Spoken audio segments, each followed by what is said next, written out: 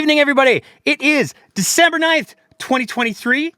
Busy week in Alberta politics, as always. This is The Breakdown. I'm your host, Nate Pike. We got a lot to cover tonight, so we're going to get right into it. It's a bit of an unusual time for us. It's a Saturday. We're broadcasting it at 7 p.m. instead of our normal Sunday at 8 p.m. There's a couple of different reasons for that. We're going to get into those a little bit later on in the show. Lots of good things coming. Don't worry.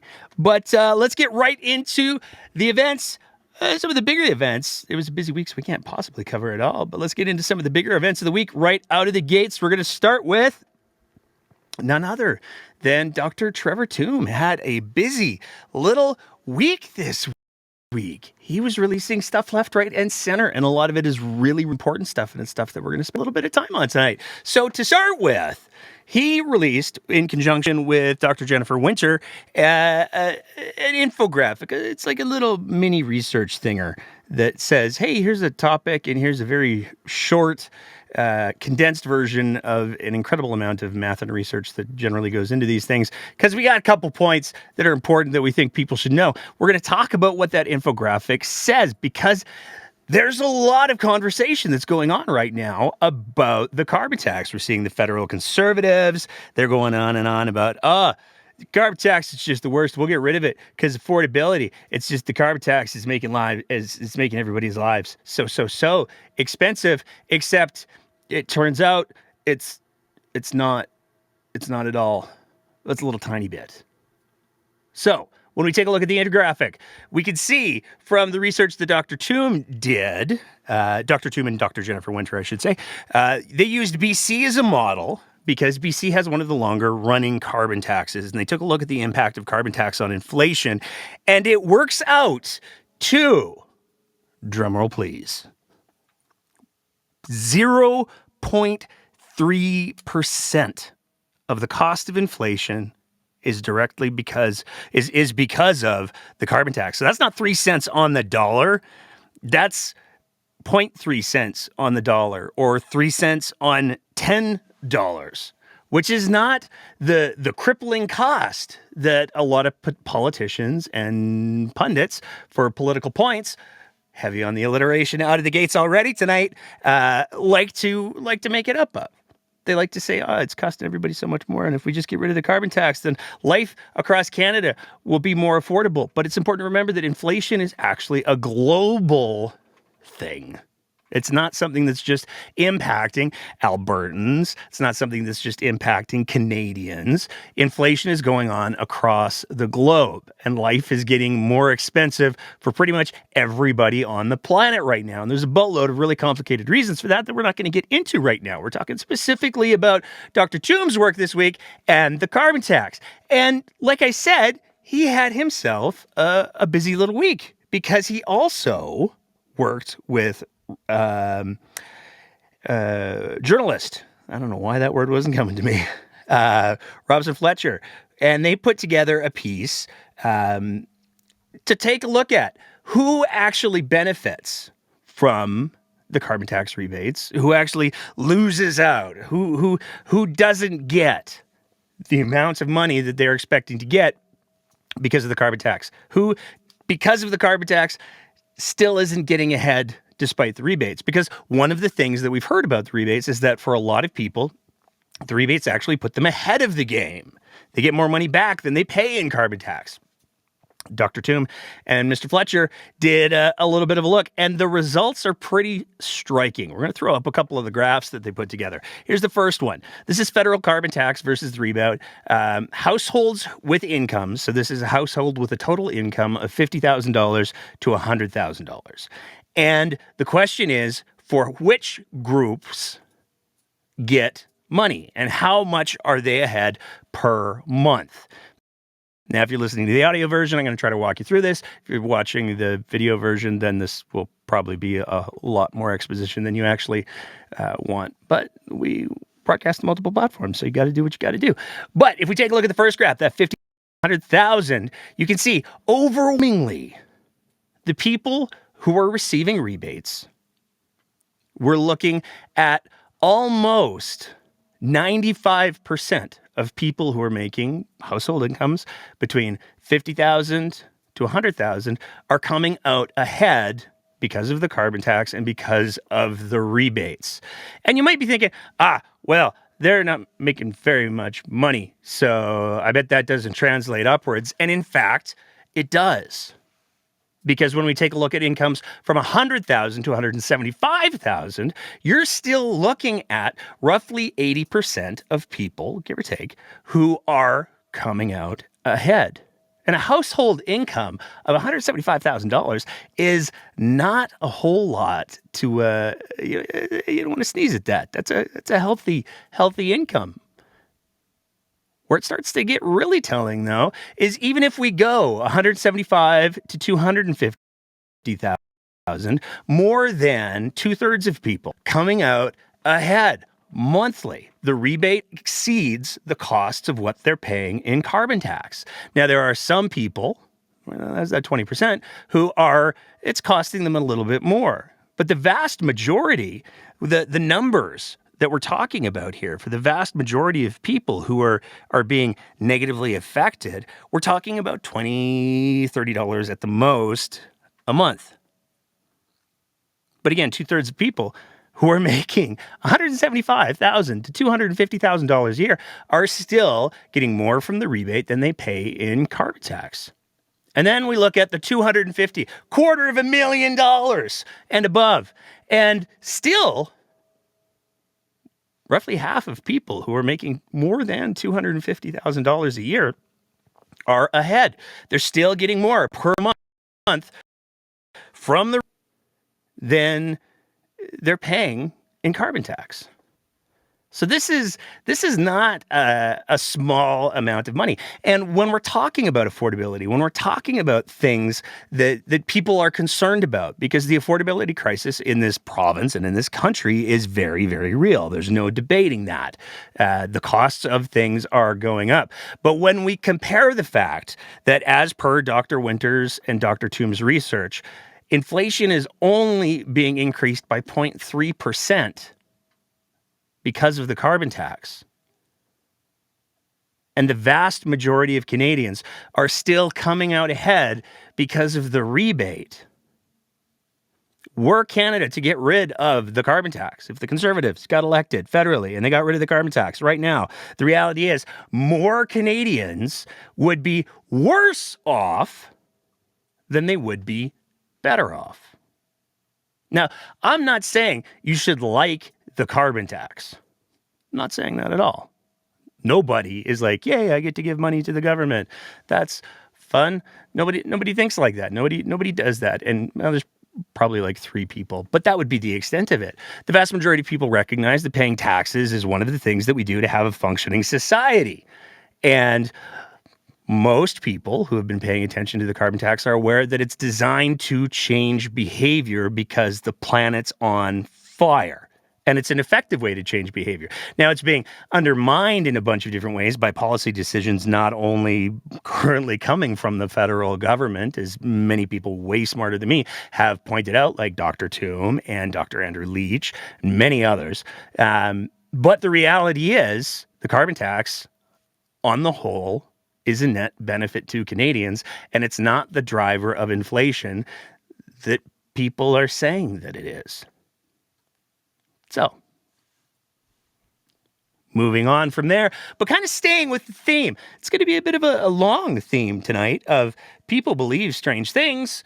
There was a new survey that was released this week, conducted by Leger on behalf of the Canadian press. And it's not great for a whole bunch of different reasons. So, this survey by Leger, on behalf of the Canadian press, took a look at people's belief in conspiracy theories. And we'll throw a quick graphic up on the screen, and then we'll make it smaller. But basically what it was released on November 28th, and it took a look at a whole list of different conspiracy theories and broke down by province how many people believe in these things, these conspiracy theories. Now, I personally think that they missed a bit of an opportunity there, because they released it on November 28th, and one of the conspiracies that they talk about is the assassination of John F. Kennedy. If they'd released it on November 22nd, I think that would have been much more clever. Probably some people would argue that it might be in a little bit of poor taste, but I think it would have been awesome. And it's been almost half a century. So it's been more than half a century. So you could probably get away with it. But let's take a look at the breakdown of what these conspiracy theories, how they landed, because it's not great. When you take a look at all of the categories, all of the different conspiracy theories, Alberta won them all except for two, which is to say Albertans believe in more conspiracy theories than anyone else in Canada, except for two. Those two were, appropriately enough, the JFK conspiracy, that it was a secret plot. We were beat out by Quebec on that one, probably because Quebec's got an older population, I'm guessing, and so they like remember it better, because you have to be a pretty big geek to have spent, I don't know, the early part of your adult life reading and watching everything that you could get your hands on that had to do with JFK. You'd have to be a pretty special little guy to fall down that rabbit hole. Not saying, just saying. But Quebec beat us on the JFK side, and then the other one that we didn't come in first was chemtrails. Manitoba and Saskatchewan combined. They had to team up in order to beat us on the chemtrails belief. We were second, though. So where did we really win, though? And this gets to be a combination of embarrassing and perhaps a little bit of insightful. We're going to run down the really striking ones. 46%. That's almost half of Albertans believe that a cure for cancer exists, but government and big pharma withhold it. 45% of Albertans believe that COVID was a bioweapon. So again, almost half of Albertans believe that COVID was a bioweapon. 44%, so we're wandering down below the just half mark. 44% believe there's a secret global elite working to create a one world government. And here's my thing with that. If almost half of Albertans believe that there's a secret elite working to create a one world government, haven't they been paying attention to, I don't know, Alberta for the last little while? Because we can't even get along with Canada on the best of days. You take a look at all of the strife that goes on between Alberta and Canada on a regular basis, and there's 44% of Albertans believe that there's some sort of a secret government pathway to creating one world government that will oversee everything, when we can't even get along in confederation with any kind of frequency. I mean, I'm not saying, I'm just saying. 27% of Albertans believe that the U.S. election was rigged and that Trump is the rightful president. For a little bit of context, they also took a look in the same survey. They also took a look at, hey, what do the Americans think? Like, how far off are we from the Americans? Now, to be clear, when it comes to conspiracy theories, Americans have us beat, like, across the board. They are for the land of the free and the home of the brave. They seem to be way more afraid than we are, so do with that what you will. But 27% of Albertans believe it. Americans are 32%. So we're only 5% less who believe that Trump should be president and the election was rigged. 20%, and this is going to come very relevant with the rest of the show in just a little bit. 20% of Albertans believe that global warming or climate change doesn't exist. And this is one that it's on the lower end, but I think it's really important to talk about because it's all of the yikes. 19%, or almost 1 in 5 of Albertans believe that feminism is a strategy for women to control society. I'm going to go out on a limb and say that that 1 in 5, that one's a dude. I'm just speculating here, but I feel like. Moving on to from there, for strange things that people believe, despite all evidence to the contrary, we got to talk about Adriana Lagrange, because she had some meetings that she publicized this week that are not great.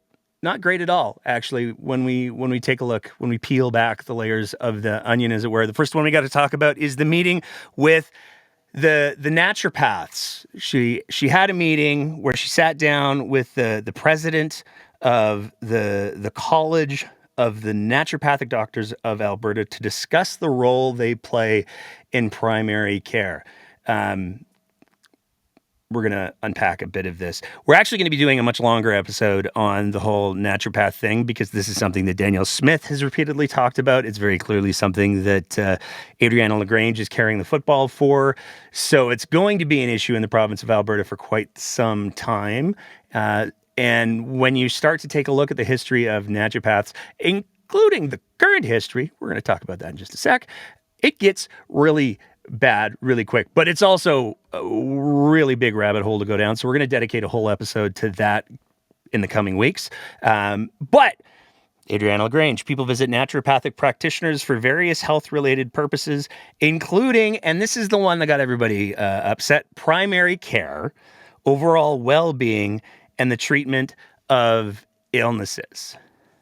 Now, we got to talk about some things, because there's some patterns that occur when we start to talk about naturopathic doctors and some of the things that they believe are okay, are acceptable. There was a very recent situation. This was just back in 2021, where a naturopath was accused, but we don't really have to say accused anymore because he admitted to it, of using nephew's stool to make fecal transplants in a basement apartment, because those fecal transplants were being used to treat autism. Now, obviously, everything's wrong with that. Autism is not something that can or should be treated with fecal poo pills. That's not how any of that works. Autism is a neurological atypical spectrum. That's it. It's not because of any sort of digestive issues. But this happened in BC. And it only happened a couple years ago. Now, that is something that should have everybody quite concerned. But it's not an isolated incident. In fact, if you take a little bit of time and you Google naturopath and charged or naturopath and investigated, you can find no shortage of instances in the province of Alberta, in the country of Canada. You can do it globally. We're going to just talk about these two stories. There's a naturopath who gave vitamin IVs to mental health patient without the doctor's knowledge. So the Coles notes of this story was there was a patient who was on a mental health hold. They were deemed to be not able to take care of themselves, so they were living in a mental institution. They were getting out occasionally on day passes, and somehow they fell down the rabbit hole of getting IV treatments from this naturopath who believed that the IV treatments would help address, allegedly, the underlying mental health stuffs. Now, that's bad in and of itself. But where it gets even worse is the treating mental health team found out about this from the patient. They spoke to the naturopath and said, okay, so we're the guardians of this person. We're the ones who are taking care. We've spoken to his mother, who's his legal power of attorney. Nobody wants this. Please stop. And the naturopath continued to provide the treatments. That patient later died. Now, It's alleged by the family that the patient died of a blood clot that was caused by these treatments. That's up for a whole lot of debate, and we're not going to weigh in on it one way or the other. But the simple fact that this naturopath doctor believed that it was acceptable for them to go against the will of the patient's family, the mental health team, this is a really big problem. And there's a lot of concerns that exist with naturopaths and naturopath physicians. And in fact, when we take a look at the college that Adriana Lagrange met with, it's actually really quite new. It was only established in 2012. And it was established by the PCs in 2012.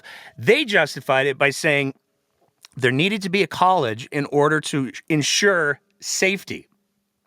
Now, it's worth noting that decision to create the college came about 5 months after a child here in Alberta who was suffering from a severe infection was allegedly assessed by a naturopath and was treated using naturopathic remedies, and that child died. 5 months later, the PC government said, maybe we should make sure there's some safety measures in place for people who call themselves naturopath doctors. And thus, in 2012, was the college that Adriana Lagrange took a meeting with to talk about their role in primary care established. That's how the college got started. So that's not great. But it's really important to understand that even if you're someone who believes in naturopaths as practitioners. And there's lots of anecdotal stories about people who say, I go see a naturopathic doctor and they were able to find a thing that my GP couldn't find. And that's fair. That is an anecdotal story that has no documented evidence. That could be true. It could also not be true. Not here to say one way or the other. But the reality is you can have somebody who is a naturopathic doctor who is right every once in a while just because lucky's good. And they do have some emphasis on some medical training. They do have also the option as a naturopathic doctor to learn a bunch more after they become naturopathic doctors. And for those of you who are listening to the audio version, I am air quoting the hell out of doctors every time I say it, because while they do have a PhD, that PhD has been issued to them by only one of two schools in the entire country, because there are only two schools in the entire country, one in Toronto, one in British Columbia, that provide the accreditation of naturopathic physician, doctor, because no other universities want to touch it with a 10-foot pole because it's not based on actual medicine or evidence. So there's that. And as there is a massive shortage in primary care providers, there's a lot of people who are very concerned that the fact that Adriana Lagrange said, hey, you know what? I had a meeting with the naturopath, the president of the College of Naturopaths, and I don't know, maybe they fed the ducks as well. And there's a lot of people who are concerned that they're going to be moving forward on making good on Smith's idea that naturopaths should be included in primary care. And they shouldn't be. I'm probably going to get a lot of comments just for saying that. But to be clear, naturopaths should not be involved in primary care. If you want to see a naturopath as an accessory to your primary care, whether that is a family physician or soon to be a nurse practitioner, and you want to pay out of pocket for that, that's fine. That's your choice. People are allowed to make choices. But in absolutely no universe should naturopaths be able to bill the province and be paid using taxpayers' money when they don't practice based on evidence or science or medicine. There are naturopaths out there who still advise homeopathy, which is predicated in some ways about the idea that water has memory. which has all kinds of fascinating implications and perhaps makes the argument that maybe those poop hills were never necessary in the first place because all of that water has circulated somewhere at some point. Moving on from there, that wasn't the only group that Adriana Lagrange took a meeting with this week. And this is where I have to do my full disclosure bit. I try not to do this too often because the last thing that I want anyone thinking is that because of what I do for a living, I should be listened to on any political issues, because that's not how that works. What I do for a living should not give me any extra credibility. I don't want people thinking that what I do for a living, when it comes to political commentary or social commentary or satire, I don't want anyone thinking that because of what I do professionally, I should be taken more seriously in any of those fields. I shouldn't be. To be clear, I'd like to speak the quality of my work on those departments is why I should be taken seriously or not seriously if we're doing satire. But we're going to talk about a thing that I got some strong feelings about. And in my professional world, when you have a conflict of interest, it's important to disclose that. So, to be clear, I work professionally as a paramedic here in the province of Alberta. I have a tremendous bias when it comes to the story that we're about to talk about for the next 5-10 minutes, depending on how ranty I get. Just want to be clear on that. But all of that being said, we got to talk about the other meeting that Adriana Lagrange decided to publicize this week, because she sat down with an organization that has a long history with the UCP, the Alberta Paramedic Association. Adriana Lagrange tweeted out, "Paramedics and our EMS partners on the ground have a direct line of sight and understand the unique needs of their communities. Thank you to Len and the Alberta Paramedic Association for engaging with us as we work to improve EMS response times across our province." Followed with a nice graphic of an ambulance and the quote from the president of the Alberta Paramedic Association, Len Stelmschuk. "The Alberta Paramedic Association stands alongside Alberta's health minister decision to restructure this broken system." Now, to be clear, the Alberta Paramedic Association is a club, and it's not a very big one. And it by no means represents the majority or even a sizable minority of practicing paramedics in the province of Alberta. And there's a couple of different reasons. And we're going to go through some of those reasons and why any messaging from the provincial government that includes the Alberta Paramedic Association should at the very least be interpreted through a lens of probably, let's go with, a little bit of skepticism. But how do we know? How do we know how many people they allegedly represent or not? Well, after this tweet, we kind of got into it with them a little bit. You can find the Twitter thread if you feel like looking. But we asked the question, hey, what's your membership looking like these days? How many people do you have that you claim to speak for as you're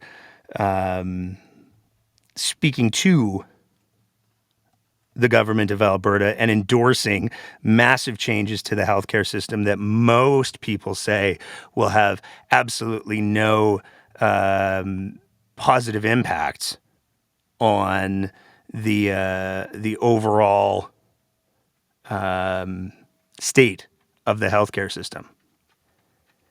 And they answered.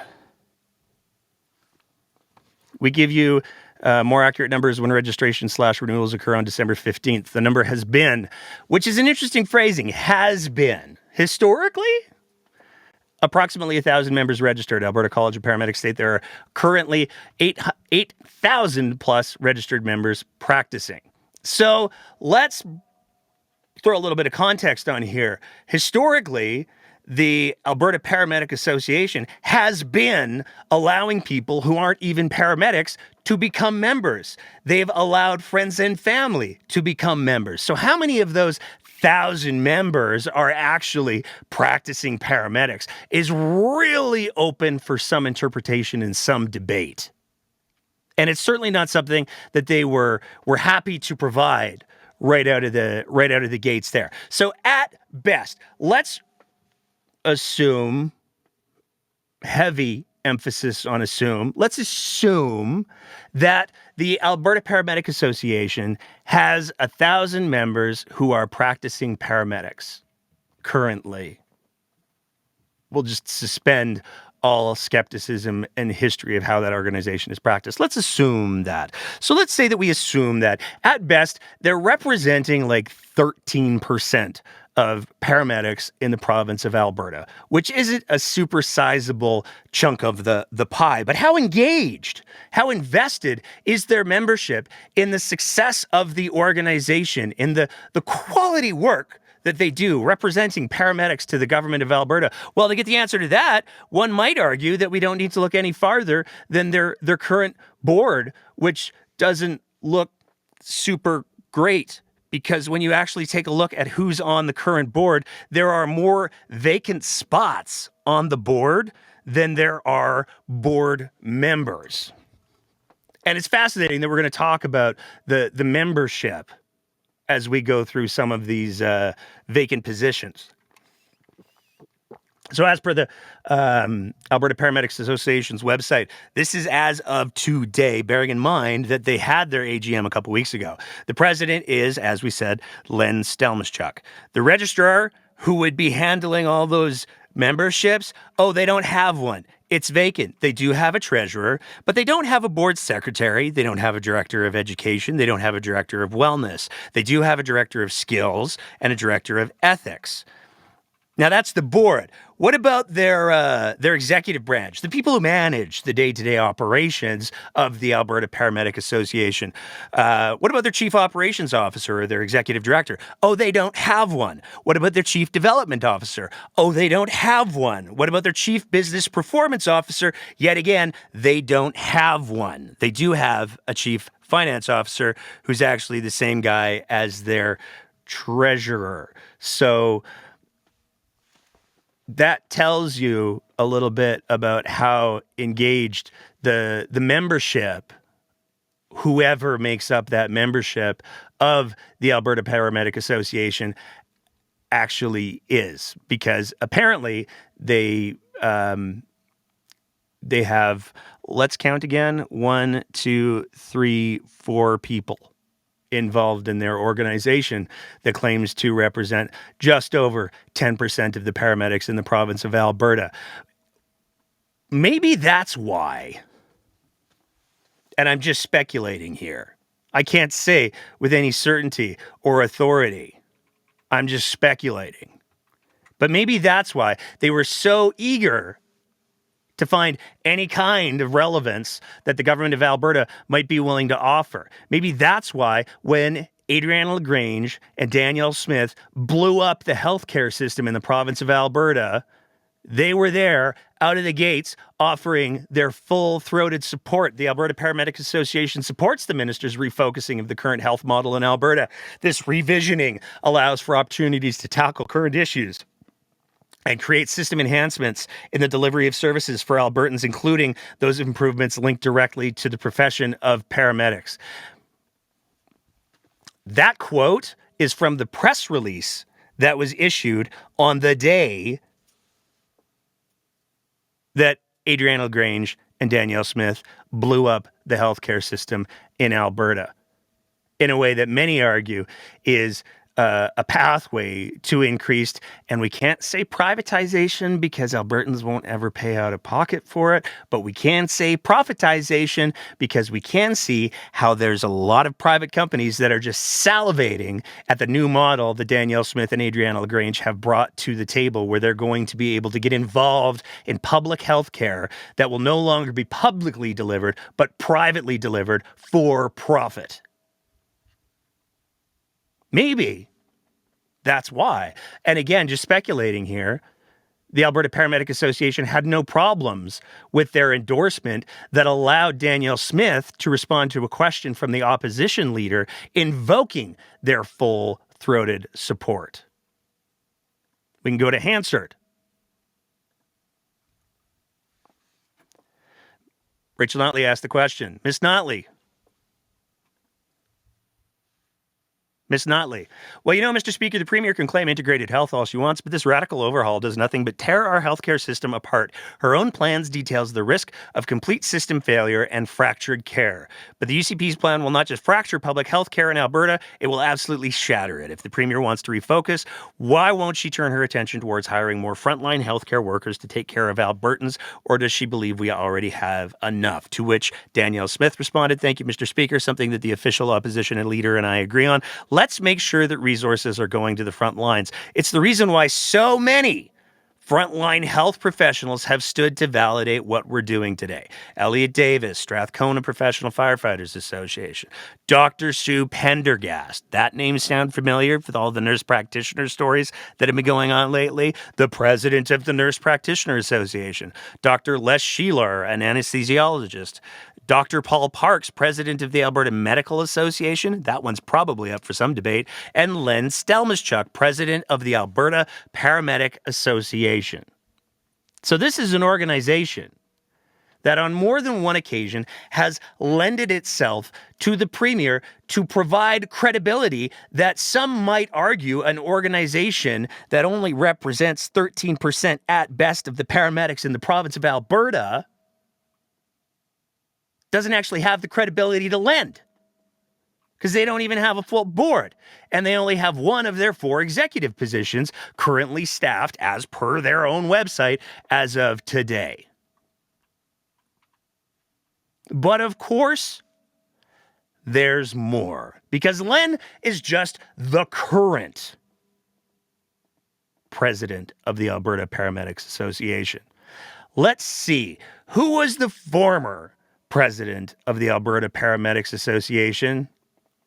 And did that individual lend themselves to, I don't know, let me think here, maybe multiple instances of propping up the provincial government's decisions when it came to healthcare? Oh, yes, it absolutely did. That was Dusty Mishral.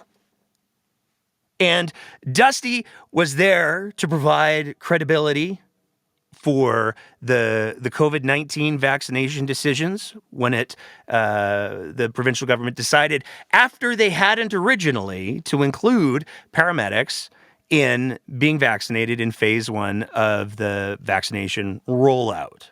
Now, Dusty was more than happy to stand behind the lectern and take some credit for the work that was going on there and completely ignore the fact that it was the work of a good number of grassroots paramedics, as well as multiple other paramedic association or paramedic organizations who got that vaccination availability to paramedics. Dusty's happy to stand behind the lectern, though. Given the story that we talked about last week, where the reality of the dispatch system in EMS has once again been upended because Fort McMurray, Wood Buffalo, is getting their EMS dispatch system back. It was pulled away from them by the province at no small cost to centralize the EMS dispatch system. Who was it who stood forward to give credibility to that decision that has since been walked back at the cost of $2 million to the taxpayer? Well, look, it's the Alberta Paramedic Association. There's Dusty again. And then, again, we have Dusty hanging out on the back of a pickup truck, enjoying some Tim Hortons with former Health Minister Tyler Shandro.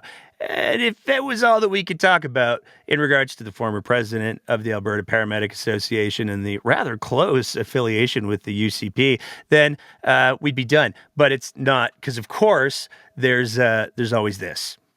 Dusty stepped down from being the president of the Alberta Paramedic Association to seek the UCP nomination that was eventually won by poop cookies. Jennifer Johnson.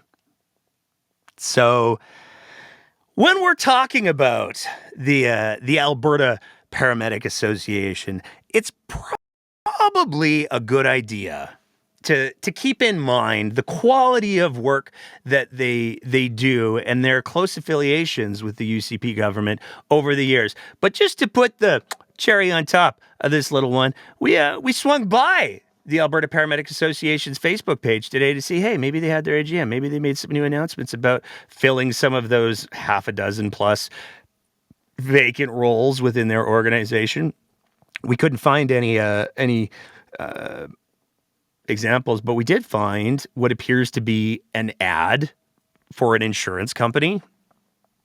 Now, this was posted, to be clear, this was posted by the Alberta Paramedic Association to their Facebook account. I bet if you go there right now, I don't know how long it's going to be up for, but I bet if you go there right now, it'll still be there. What does it say?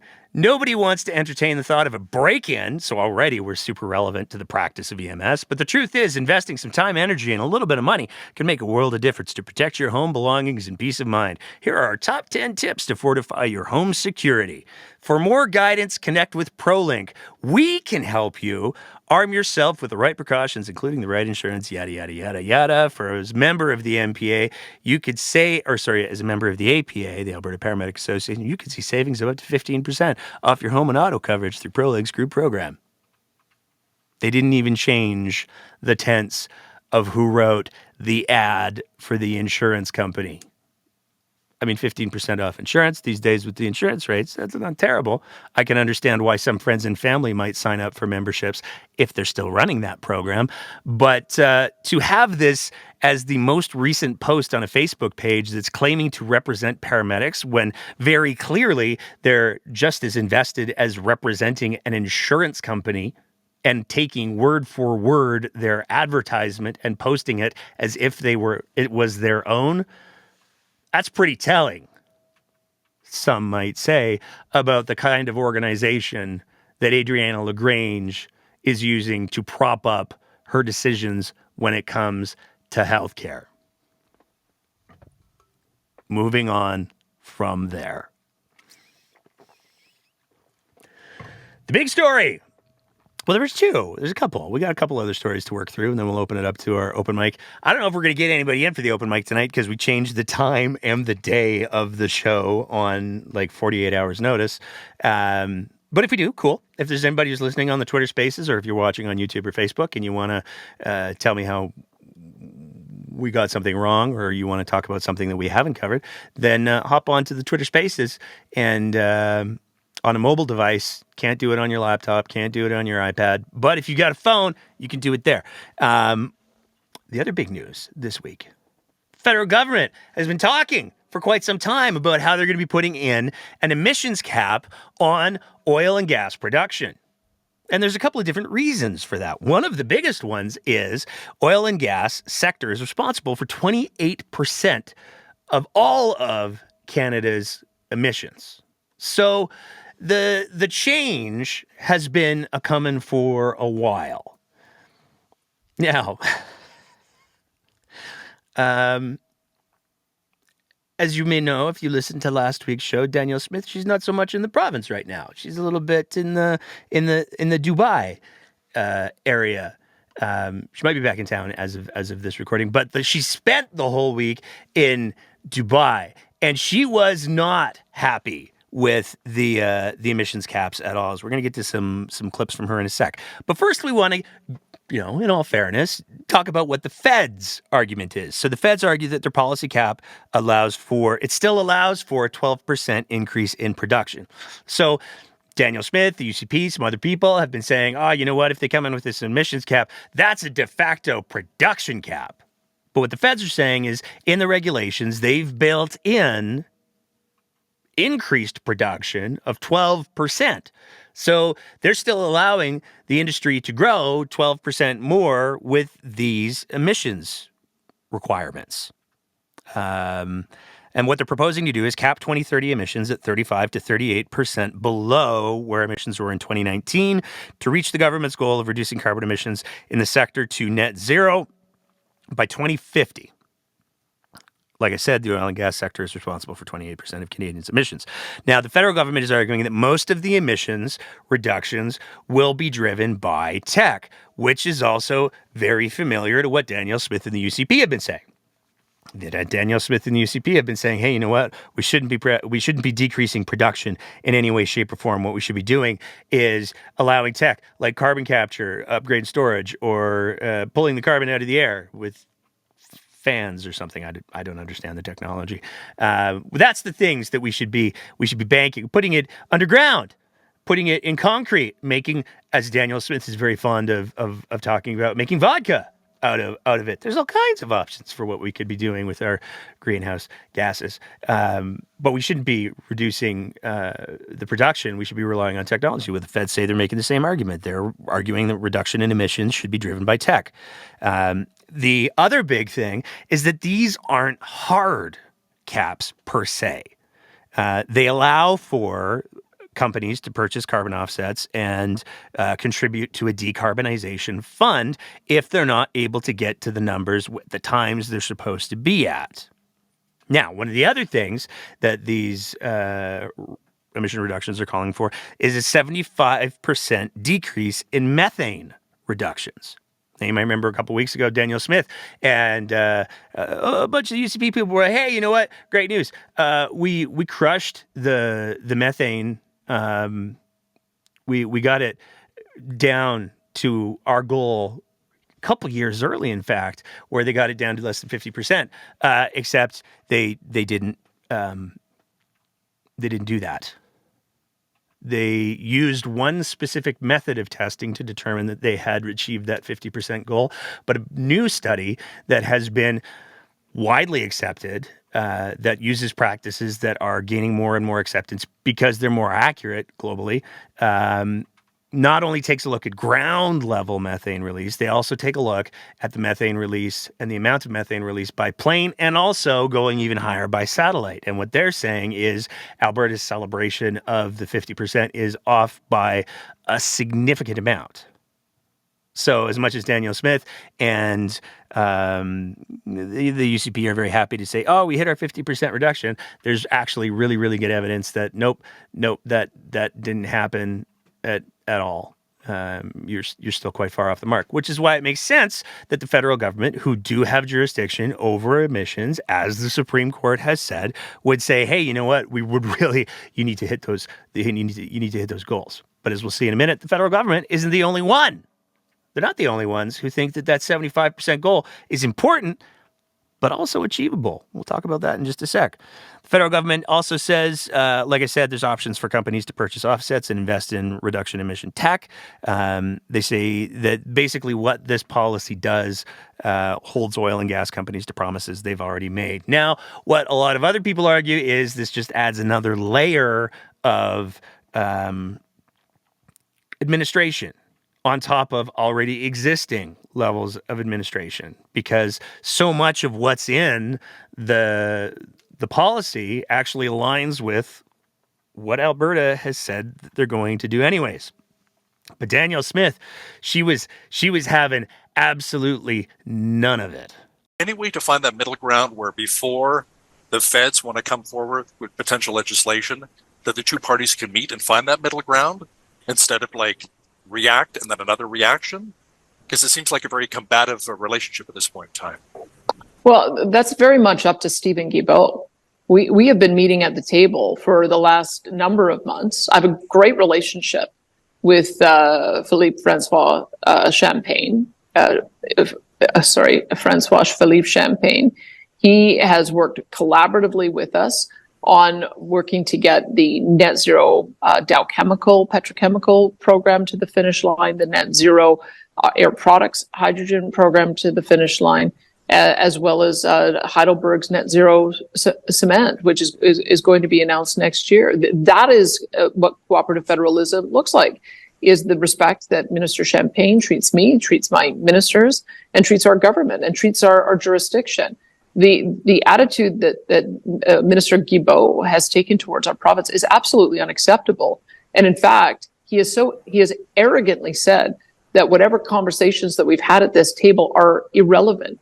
And he's demonstrated that by coming here unilaterally announcing two policies and expecting us to just suck it up. So absolutely, we want to work collaboratively with those ministers who want to work with us. I quite frankly hope that Justin Trudeau replaces this minister. He's a menace. He's a menace to us. He's a menace to national unity. He is clearly destructive in trying to get to some common ground, and that is on him. It's not on us. We have done everything we possibly can to approach with a spirit of collaborative federalism. He is not, and I think his imperious attitude is one that should be rewarded with removal from his position.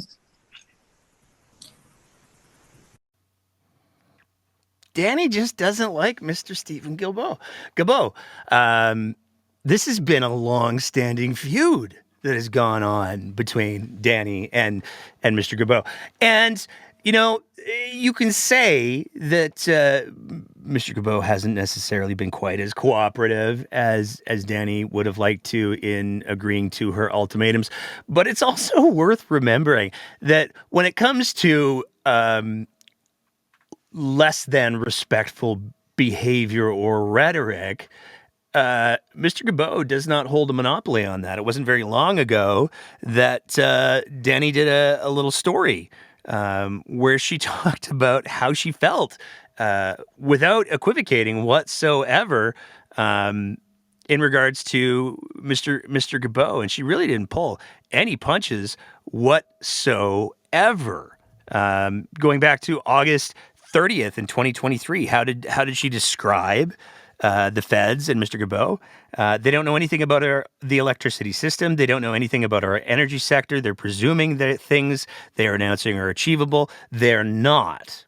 Now hold on to that quote for a little bit because it's going to get relevant in a couple of minutes. Here's some other quotes from Danny. The point where I say enough is if the talks fail. And if the talks fail, if they unilaterally impose unachievable targets on us, that's the enough is enough moment. Stephen Guilbeault has once again shown his utter contempt for Alberta, our economy, and our energy workers. Minister Guilbeault's comments are a continuation of his provocative verbal attacks on Alberta's energy sector, the most environmentally responsible and ethically energy-producing jurisdiction in the world. Daddy does not like the Guilbeault one bit, and she's got a plan.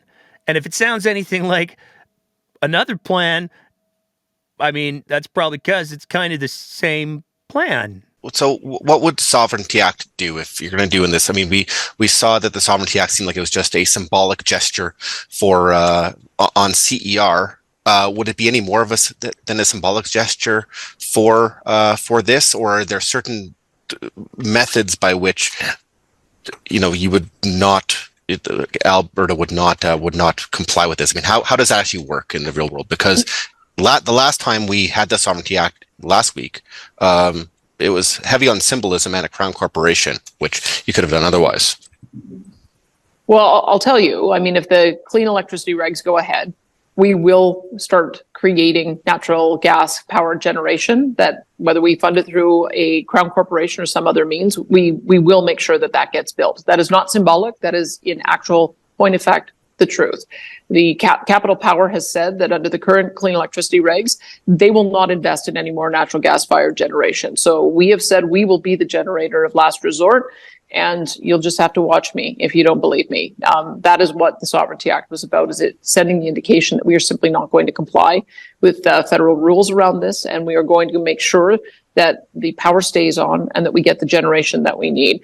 In this case, we'll do the same thing. If we have to, in some way, create some certainty so that we do not have a production cap, so we do not have our production shut in, we will also be the producer of last resort, whatever that may look like. We still have to do some consulting with the industry, and we have to consult with how we might implement that. But we are not going to allow our production, which we own, to be shut in by federal edicts. This is not their jurisdiction. We have the right to develop our resources. We're developing it responsibly. We're meeting our targets for carbon neutrality by 2050. And we simply don't believe they have the right to do this.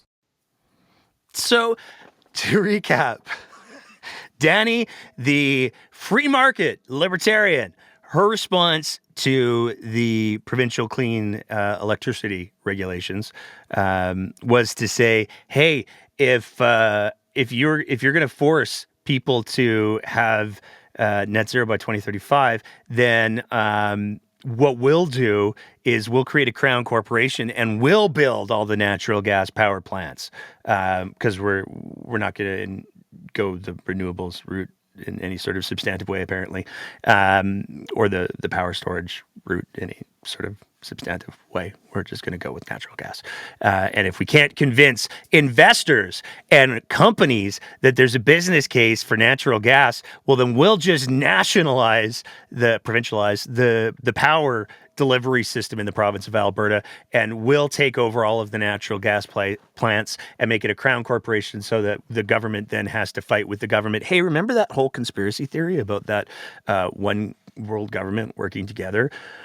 Just thought I'd bring that up again. But it turns out that's her same plan for oil and gas. Apparently, the biggest emitters of oil and gas.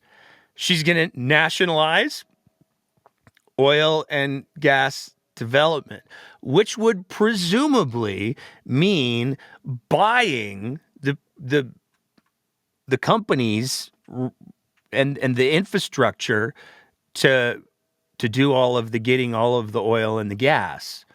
And when we take a look, which we will in just a second, what areas are the biggest emitters, that's not a small price tag to take that over from. It's a very, very big one, in fact, when we take a look at who the biggest emitters are when it comes to emissions. We're going to talk about that in just one sec, because that was another heated part of the conversation. But it's worth noting as well that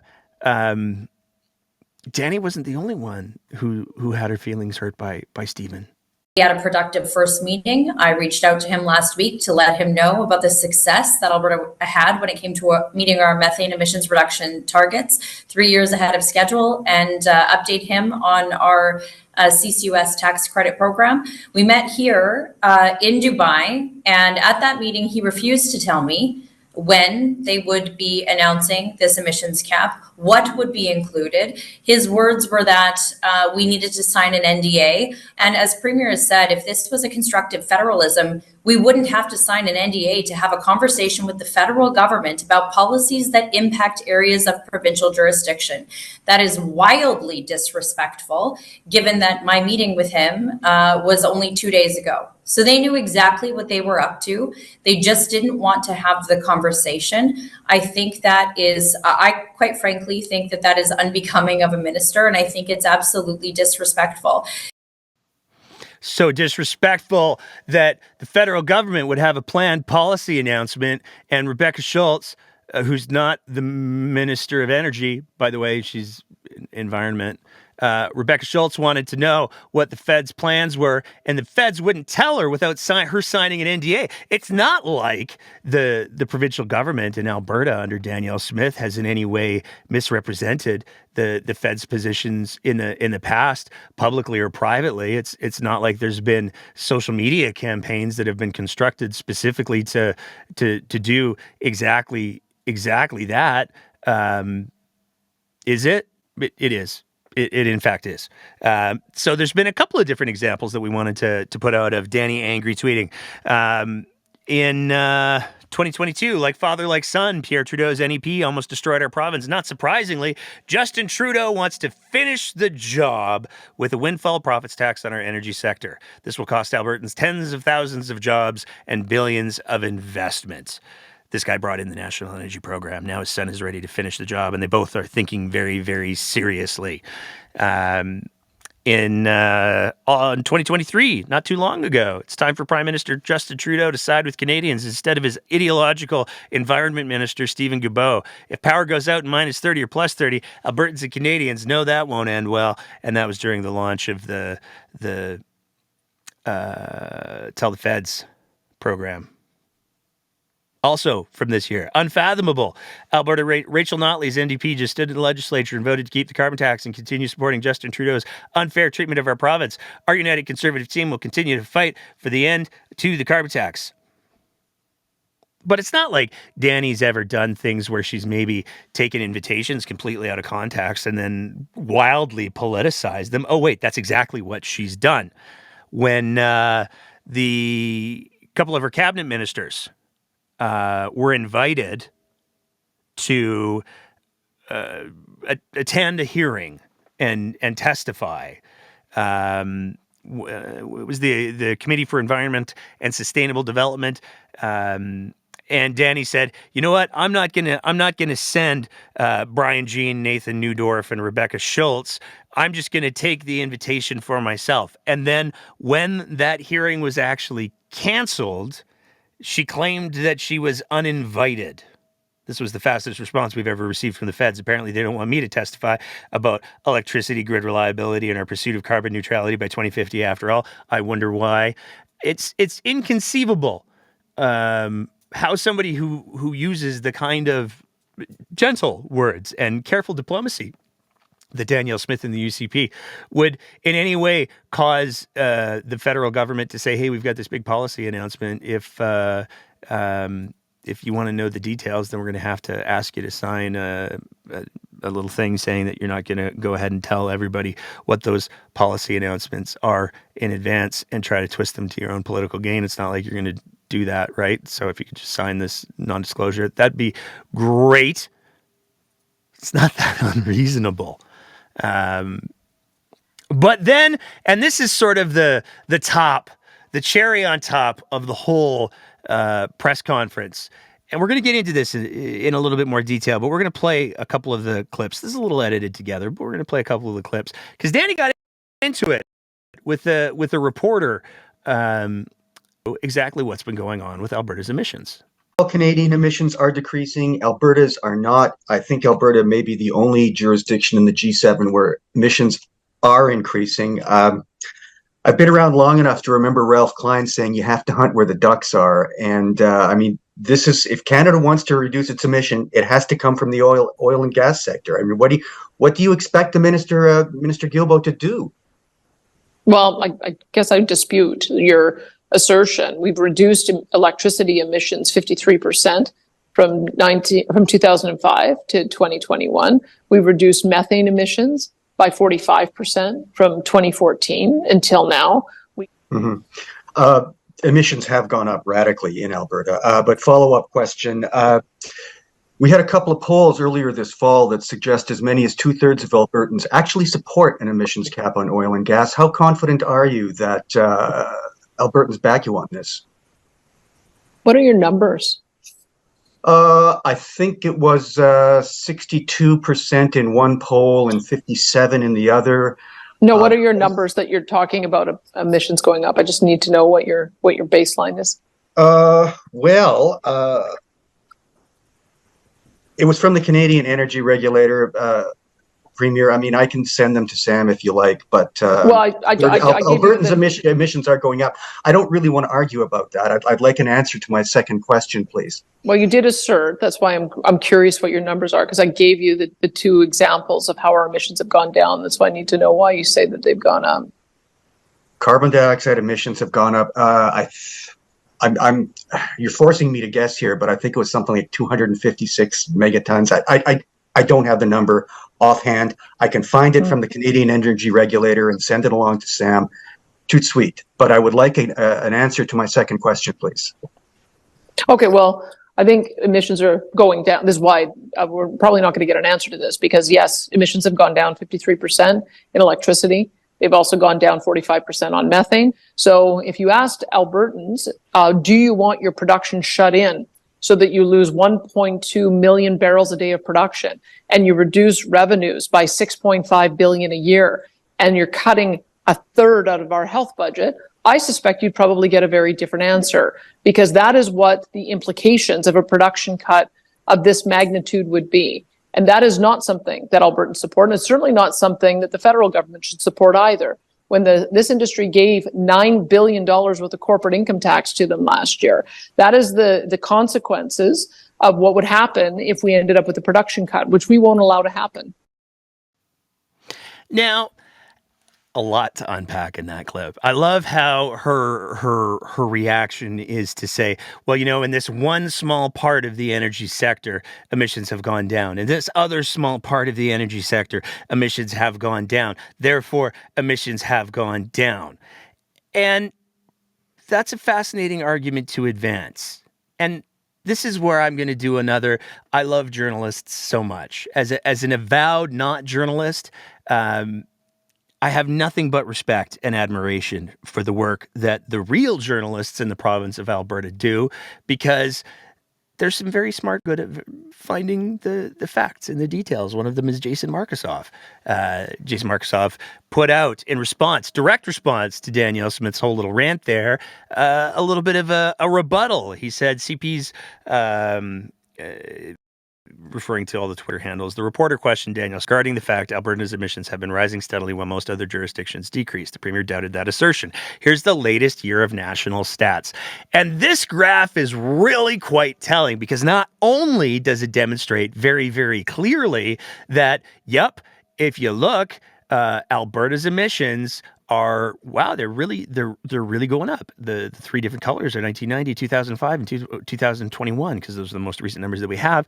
And looking at those numbers, not only are Alberta's numbers significantly increasing.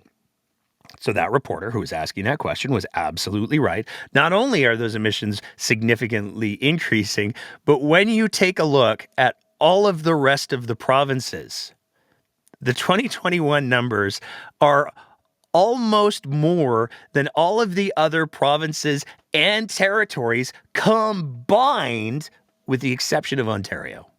In order to make that work, we have to take Ontario out. Ontario has the second highest emissions. It's almost as if they're like a very population heavy, dense province or something. I don't know.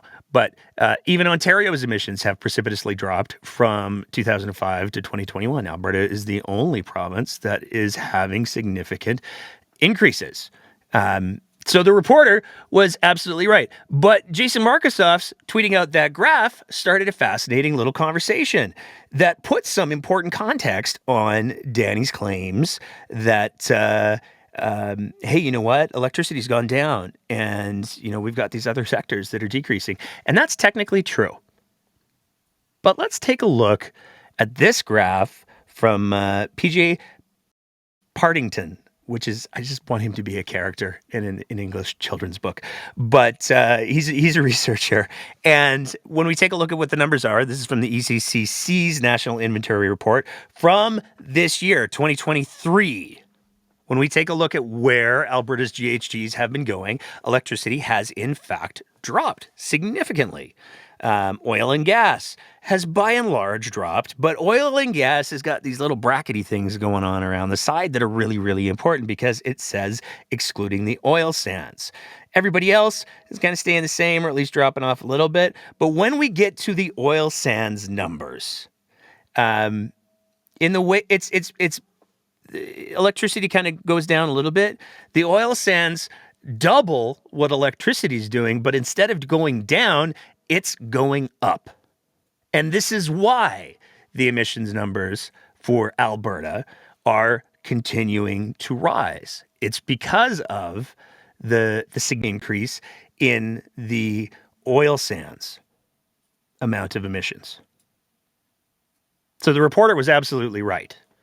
And Danny is cherry picking particular sectors to say, but we're going down here, and but we're going down here. But the reality is perfectly clear when we take a look at the overall progress of what Alberta's emissions are doing. Alberta's emissions are continuing to rise. And that's given the fact that it hasn't been up until this year that we've been tracking methane emissions with any kind of accuracy, because the provincial government is still relying on the old methods that are wildly inaccurate. And the study that was conducted that looks at it from the sky and then from the satellites has made it very, very clear. We're not nearly as on track as we like to say that we are. Moving on from there. And this one's fun in a not fun way. We got to talk about the pension thing again, because it's just the song that never ends. It just goes on and on, my friends. There was an announcement that was kind of quietly made while Danny was out of town. Jim Denning, Nate Horner, they stood up and they were like, "Hey, we got to talk about this pension situation. We're going to be pausing the public consultations. And there were some fascinating little tidbits. For those of you that listened to last week's show, you'll probably remember I did a series of FOIPs that were responded to, let's go with laughably, because we asked for all of the conversations that went between the company that did the Alberta Pension Report. So originally, the one organization, then it went through LifeWorks, and then LifeWorks got bought by TELUS, and then the final report was released in August of 2023. And we asked for all of the conversations that took place between Treasury and the organization that did the report in its various incarnations in regards to any revisions that might have been made. And the only information that we were provided through the FOIP office in the name of all things transparent was the initial RFP, which had some fascinating little things in it. And we were also provided the kickoff PowerPoint. And like we said last week, the PowerPoint initially looked fairly boring, but then we saw that there was a specific timeline for when the report was going to be delivered. And we speculated, based on the fact that that report was supposed to be delivered in April of 2021, that maybe there's been more than one report. Maybe there were multiple reports that the government had done in regards to the pension plan, which opens up a boatload of questions. Because if there were multiple reports, then the first question you have to ask is why? Now, Daniel Smith has said, it's because they had to update the numbers.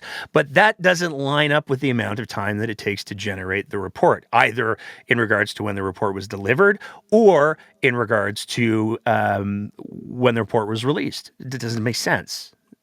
The firm that did the report initially said it would take 5 months to do the report from start to finish, but Daniel Smith would have Albertans believe that it took the better part of 8 months for them to update the numbers, which should have just been clicking a few things and presumably an Excel spreadsheet to get the updated model.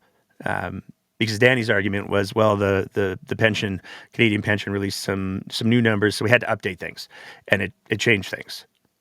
Now, this is a hard sell because we also got a hold earlier of a briefing note that was provided to Travis Taves, which provided a very different summary of the amount of money that Alberta could get by withdrawing from the CPP, by like orders of magnitude smaller.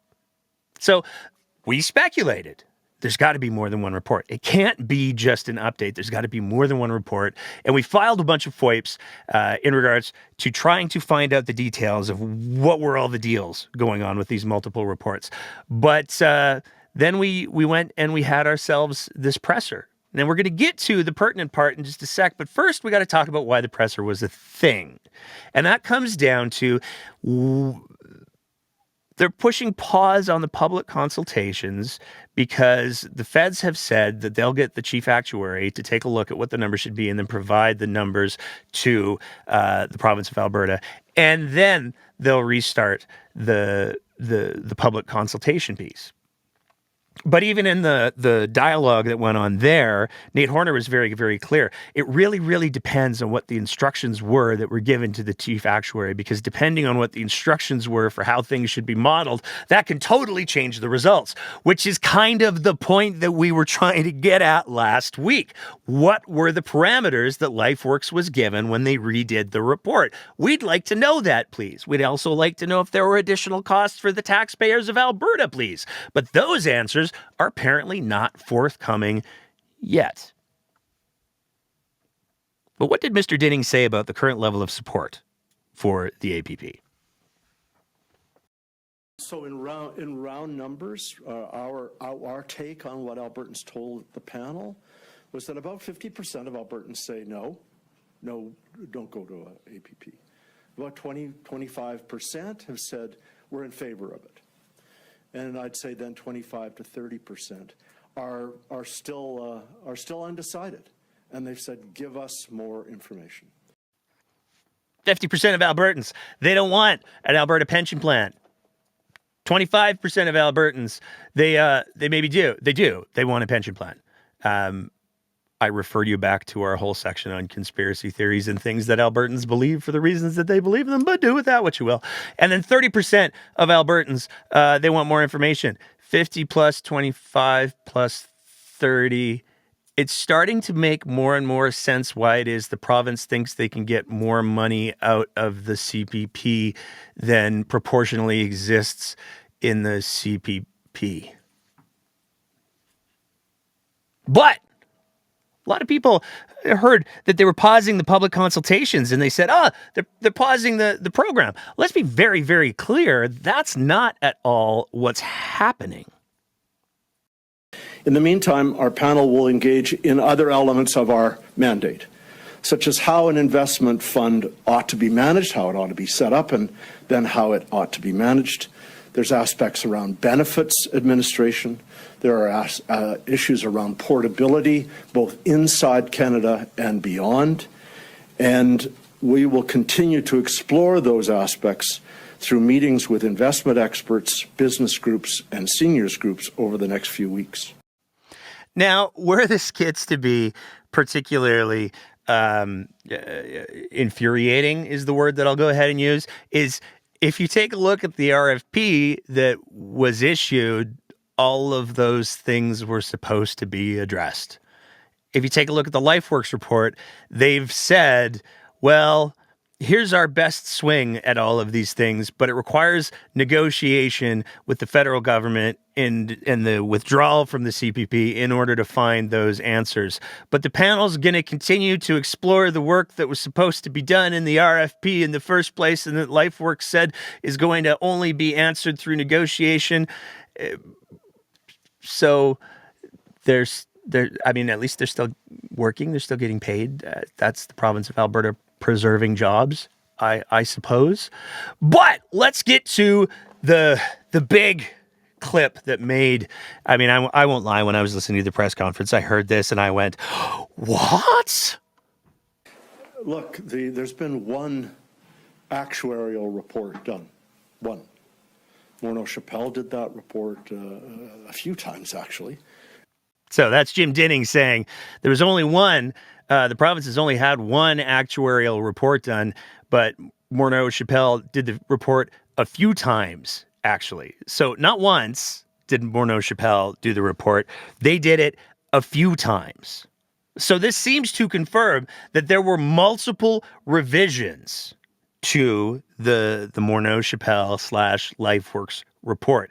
And where it gets to be really interesting is that Morneau-Chappelle was actually taken over by LifeWorks and they rebranded in 2021. So the final report was actually issued by LifeWorks. I don't know if that's Jim Dinning speaking a little bit loosely, but at the end of the day, that's Jim Dinning, the head of the panel for the Alberta Pension Report, saying Morneau-Chappelle did multiple versions of the report, which leaves us with the $50,000 question.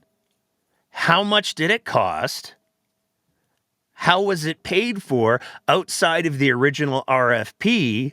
And when do Albertans get to see not only what the other multiple versions of the report were, but the motivation for needing multiple versions of the report?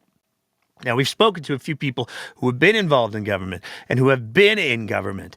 And the universal answer has been, if you get a private contractor to produce something for the government and they deliver it, in order to get them to do more work or the same work again, once it's been delivered and finalized, then you got to pay them more.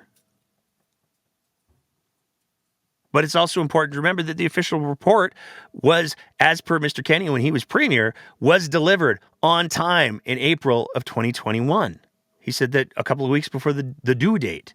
And there was a preliminary report that he would have gotten as well as the Treasury report. It's important to remember that Travis Taves said that he'd read the report during the leadership campaign. So the reports are out there. And it's important for Albertans, if we're going to be able to trust the process, if we're going to be able to trust the information that we're being provided when it comes to all of the issues that Mr. Dinning said that he's going to further explore, it's important for us to know, hey, what were the previous reports? What did they say? Why did we need to get new reports? How much did it cost? That's entirely reasonable. for an issue as big as the Alberta pension. Now, like I said, we got a bunch of FOIPs pending for that. We got a couple other FOIPs pending for some other things. Some of them are a little bit more fun, perhaps, a little bit more, I'll use the word playful, perhaps.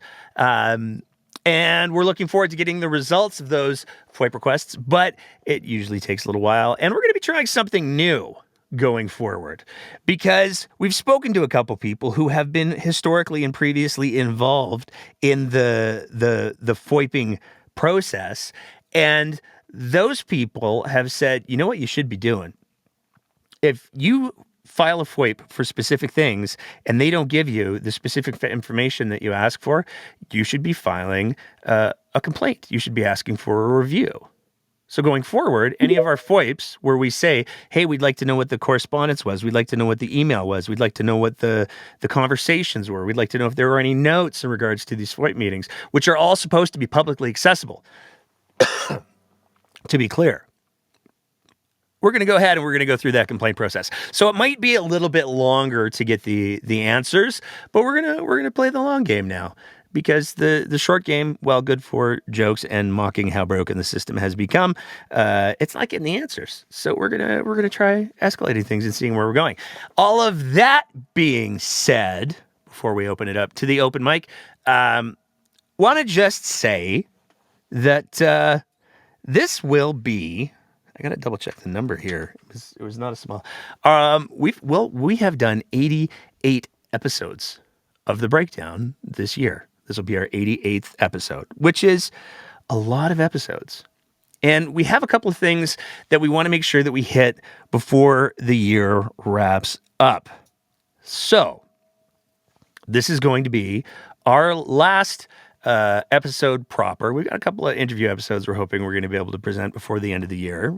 A couple T's that need to get dotted and some I's that need to get crossed before we can definitively make that happen. But this is going to be our last live episode of the year so that we can make sure that we're able to produce the very best holiday special that we've ever done before. And we've got some really big things planned for our year-end wrap-up show.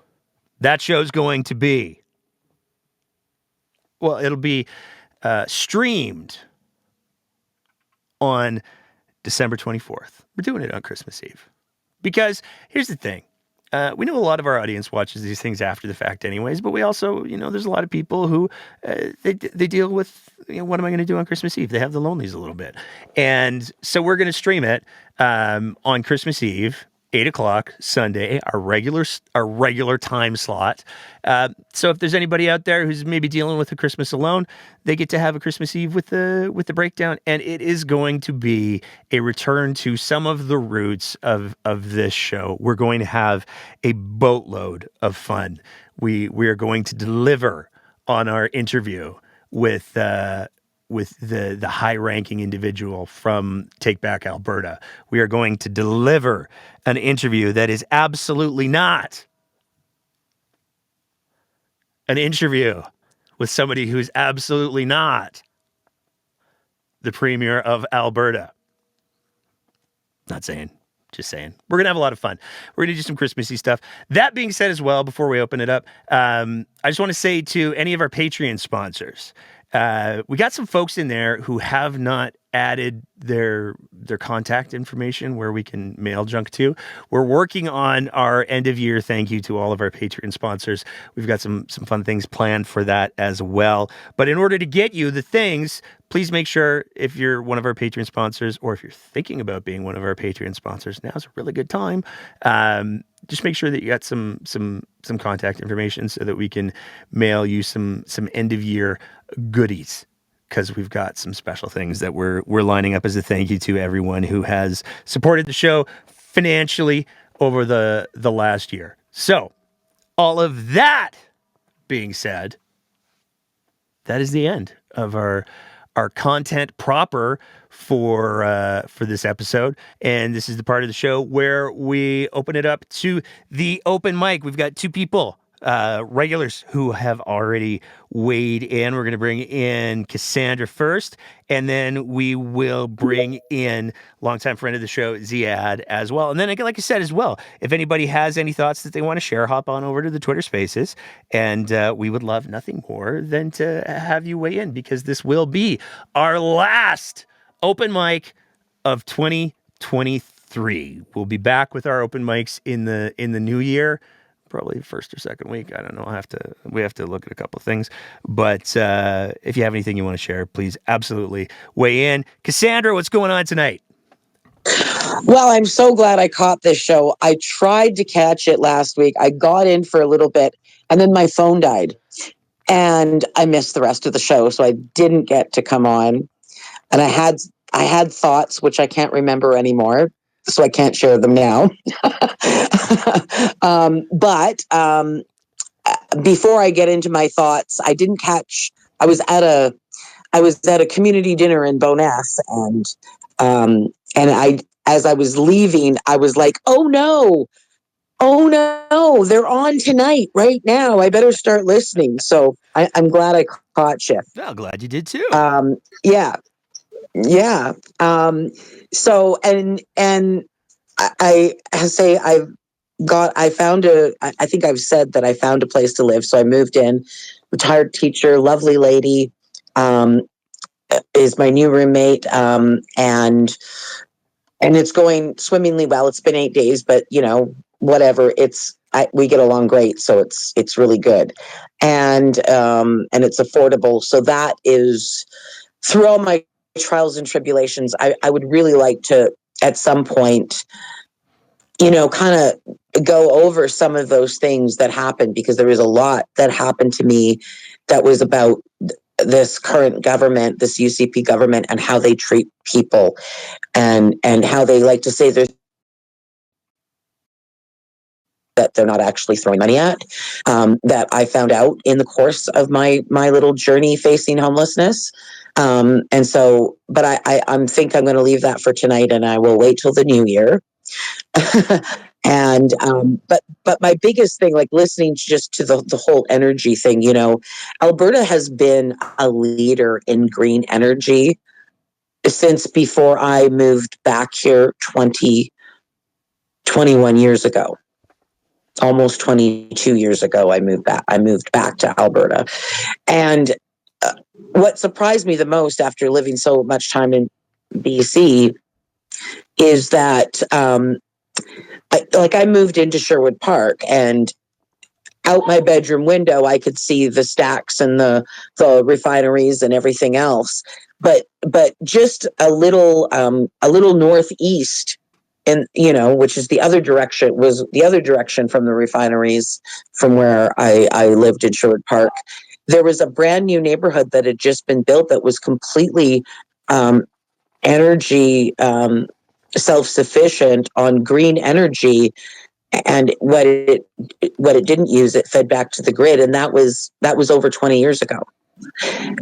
And it was just, and when you think it was only a couple kilometers where all the refineries were, it's really tells you just how far. I also learned a lot over that time, and I wish more Canadians would, just how far ahead Alberta was on the green energy and the renewable energy front, because so much is always focused on the oil sands and oil production that it's often been left out, whether we're talking to other provinces or even talking internally about just what leaders Alberta has been in that sector, long before now.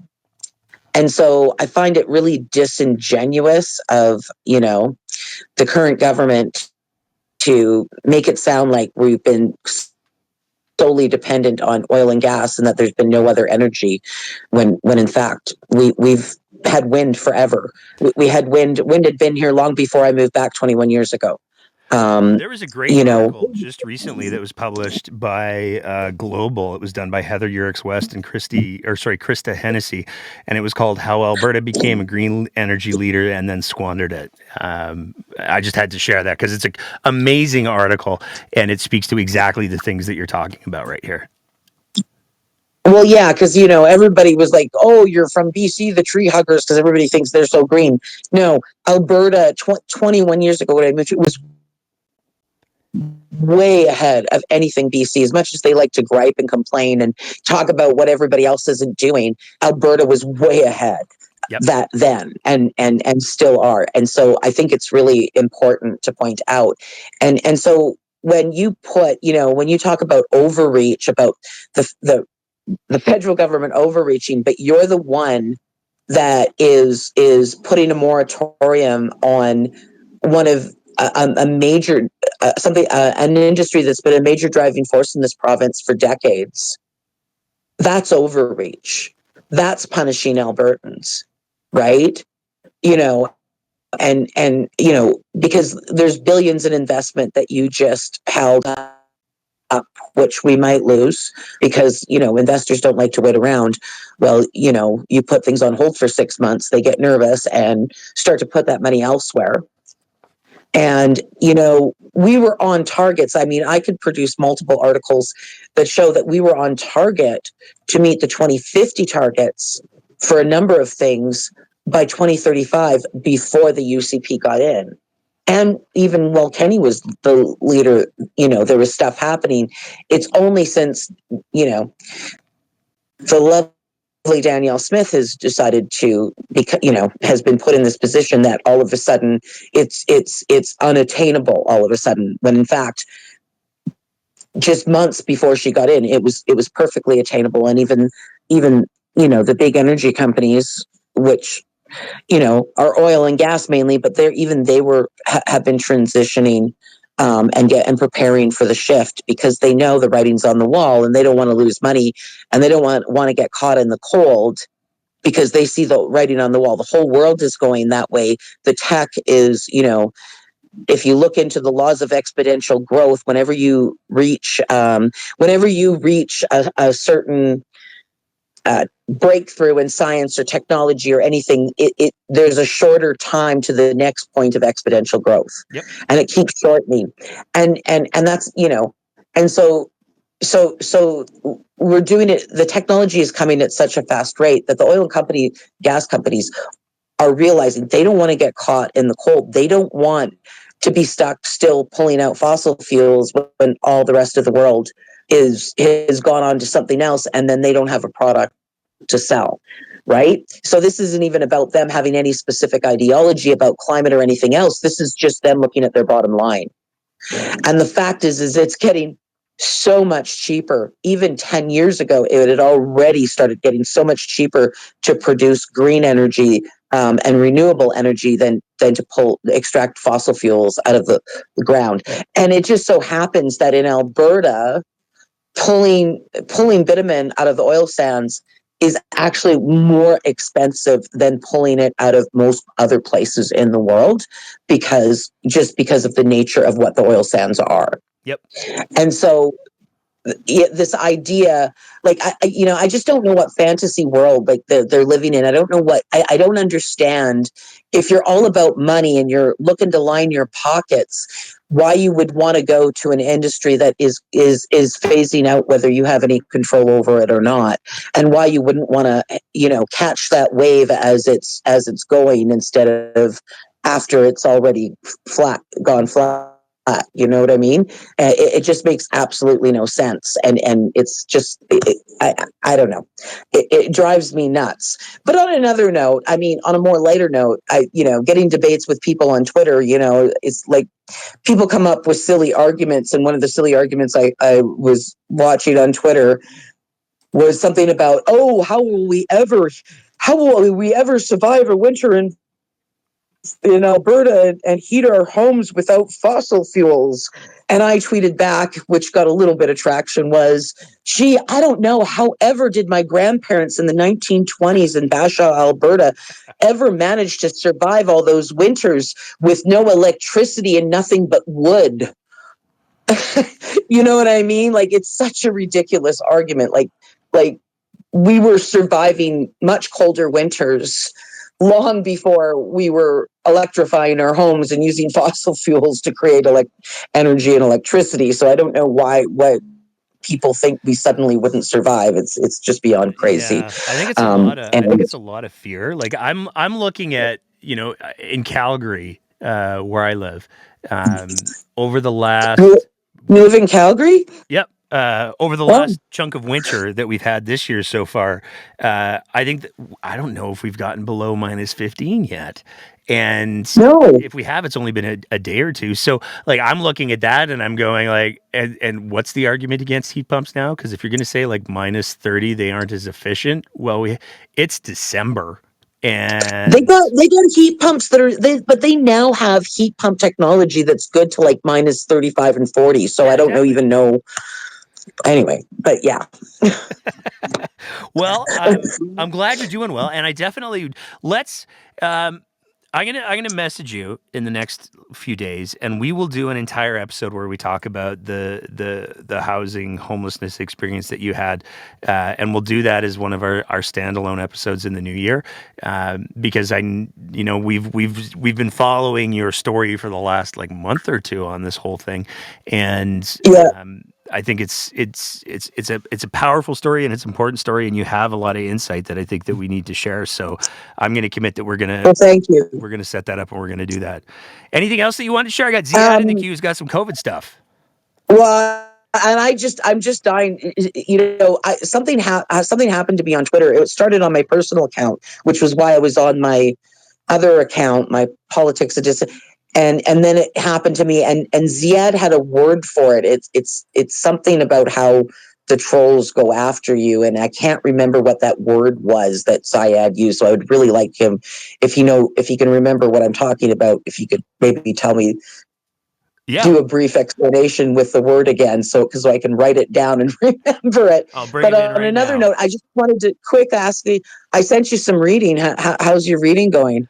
It's been a week. I have a lot of reading that I'm looking forward to catching up as we take a break over the next 3 weeks. Okay, I just want to make sure you got it, because I sent you the links, and I sent you even more links than what I talked about, just to give you, some cross references.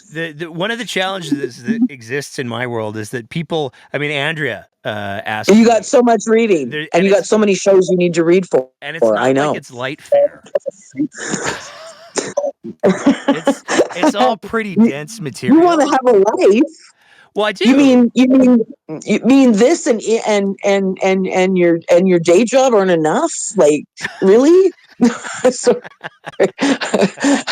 Anyway, on that note, I will let you go, and I'm dying to hear from Ziad. All right, I'll bring Ziad in right now, and before he gets to his the stuff that he wanted to talk about, we'll ask him, Ziad, do you remember the word that you used to describe the bots and the swarming that's going on the Twitter machine? Because Lord knows we see so much of it on our account. Yeah, I don't remember the word. Thanks, Cassandra, for thinking of me. I know it's happened to a few people who got knocked off for long periods of time. And I sort of know the process is a group of people who like to troll together. So not bots, but actual human beings will report someone to Twitter for making threats or something unjustified. But when enough complaints are made, Twitter suspends the account until it can be investigated. And, I know it happened shortly before the Alberta election to a couple of people, and they got knocked off for several weeks. And, there's even less staff now working for Twitter or X or whatever it's called this week. I don't remember the word, but am I right in thinking about the mechanism that because you say something that a group of people don't like, they make false reports about you to knock you Not off? so much. No, it wasn't so much the false reports. It's the way they dogpile. It was a word for the way they dogpile on you and interact and kind of gaslight you, like saying that trying to badmouth you and saying you said something that was sexist or racist when you actually didn't say anything like that at all, but they gaslight you into it. Yeah, I don't know the word. I used to discuss or debate or at least rebut on Twitter before. Now if it's obviously a blatant provocation or it comes with an insult, I just block. So yeah, I don't get into discussions. Yeah, me neither. I just block too. Yeah. All right, Ziad, And you sent me a DM. thanks, You have some Cassandra. things you want to talk about, so I'm gonna clear the space. What you got, man? Yeah, it's probably something you haven't gotten to in your reading yet because you're a busy dude. But on Friday afternoon, StatsCan came out with not a bombshell, but actually a thermonuclear blast, which was their survey on long COVID. And what I've done is to your tweet that announces this spaces, I replied with a mini thread of about 6 or 7 tweets to give the background of what I'm going to talk about. So StatsCan itself sent out a tweet releasing this survey. Now, there's a little problem there in that StatCan's security certificate for the website appears to be revoked. So on my browser, I can't go to actually look at the survey itself without going to a different computer because I don't want to lower the security on my main laptop. But from what StatsCan has said in their tweet, as well as in several other reports or summaries of it, we have that at least as of June 2023, when they finished the survey, at least 1 in 5 Canadian adults has had at least one known or suspected COVID infection. So that, kind of doesn't seem so high because, we're thinking more like 80% of Canadians have been infected. But this is StatsCan's very disciplined process of surveying people and asking them whether they're aware of having COVID, either from being sick or from having a test. The big bombshell is that 1 in 9 Canadian adults has experienced long-term symptoms from COVID. 7 out of 10 of those experience those symptoms daily or nearly daily. And 2 out of 3 who needed health care for long COVID symptoms did not receive any treatment. And 1 out of 8 who sought health care felt they received inadequate care. Only 1 out of 8 who sought health care for long COVID symptoms felt they received adequate care. And another part of the survey that's a bombshell or nuclear blast, as of June 2023, about 100,000 Canadian adults could not yet get back to work or school due to symptoms. That's a fair chunk of our population. Now, Dr. Lisa Iatoni, who's a dermatologist with a fair amount of immune system immunology training, jumped on that StatsCan study and published a great thread. And then a couple of people in the media picked up on it. So Adam Toy is one of them who amplified some other work by some other reporters that I've put in there. But part of his report is that 58% of Canadians with long COVID continue to have symptoms after June 2023. And of those, 42% have had those long COVID symptoms for over a year. Now, Adam also looked at some other stuff from the Canadian Immunity Task Force, and he showed that in Alberta, about 82% of us have seroprevalence, or in other words, you can find antibodies in our blood from infection. And that's more than the Canadian average of around 79%. So Alberta remains one of the more infected provinces in Canada. But when you look at the StatsCan amount of long COVID coming out of COVID symptoms or COVID infections, he's saying this may mean there could be 1 million Albertans who now have some form of long COVID. Now, there's some other work being done. There's David Stetson, who's a public health expert and an epidemiologist.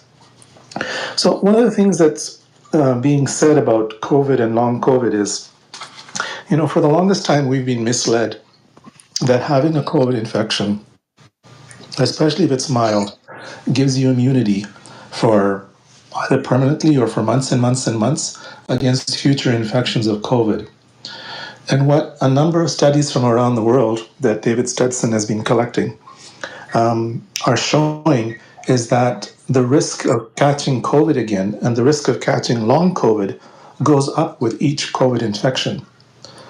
So what the StatsCan survey found exactly fit his model that he was collecting from multiple surveys around the world.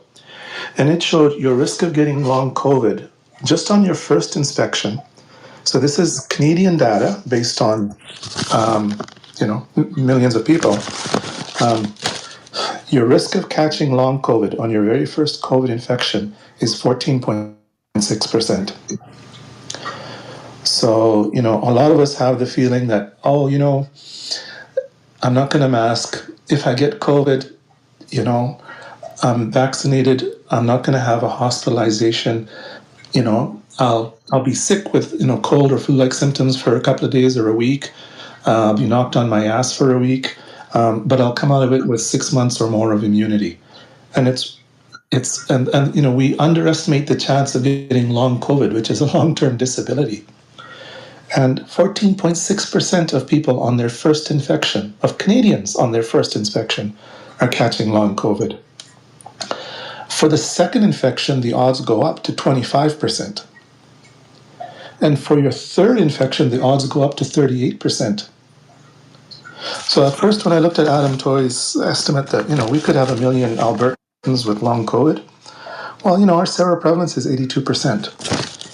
But across Canada, only about 1 in 5 Canadian adults reported to StatsCan that they're sure that they've had a COVID infection. So when you have 80% seroprevalence, that's looking at a lot of repeat infections. And this is where you can see the odds of catching long COVID go up from 15% on your first infection, 25% on your second infection, 38% on your third infection. So that's almost 2 chances out of 5. So this isn't a 100-sided or a 20-sided dice where you roll a 20 on the 20-sided dice and you got long COVID. No, it's 15% from the first one, and it's 2 out of 5 on your third infection. And there's lots of Albertans who've had many infections. There's also Blake Murdoch, who's a health law scholar and a bioethicist from U of A. And he looked at the previous StatsCan survey from August 2022, which showed 1.4 million Canadians have had long COVID. And you look at the June 2023 end of survey period, 3.5 million long COVID supporters. So it went from 1.4 in August 2022 to 3.5 less than a year later in June 2023. And this isn't COVID illness. This is long COVID, the long-term symptoms, where 40% of people have had them for more than a year.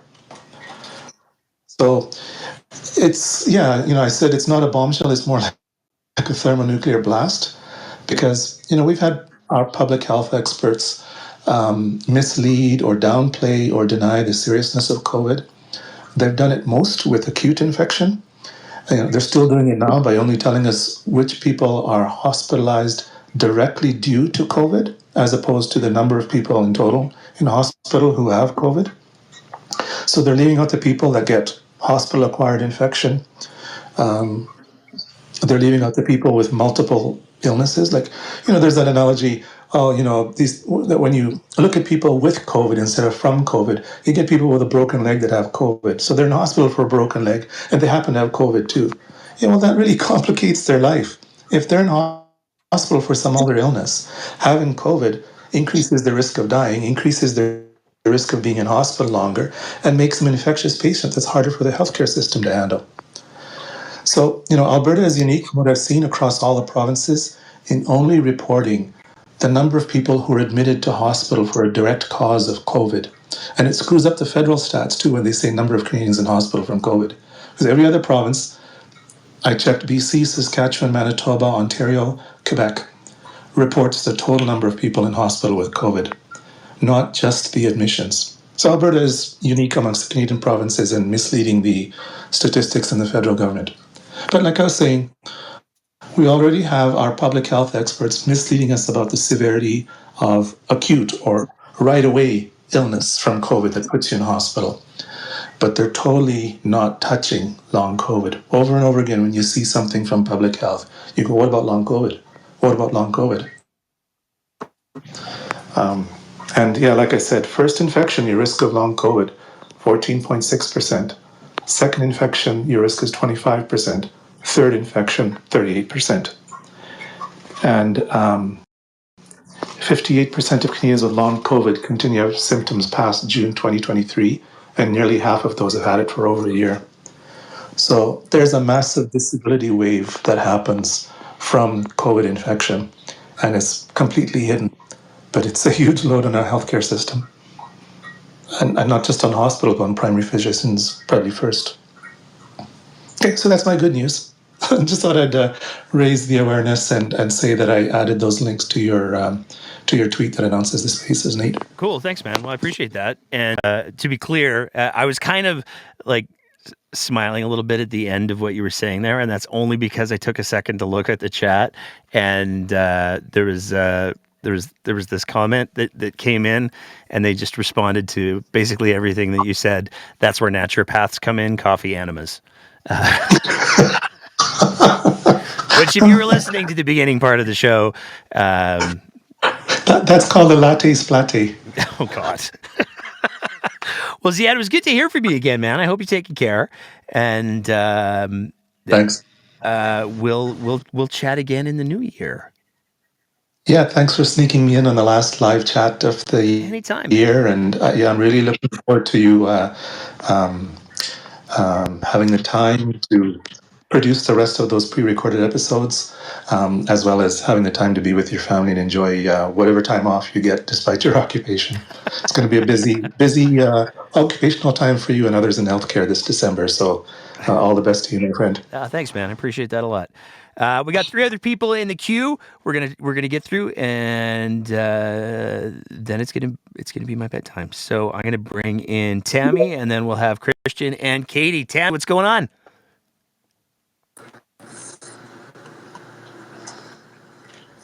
You there, Tammy?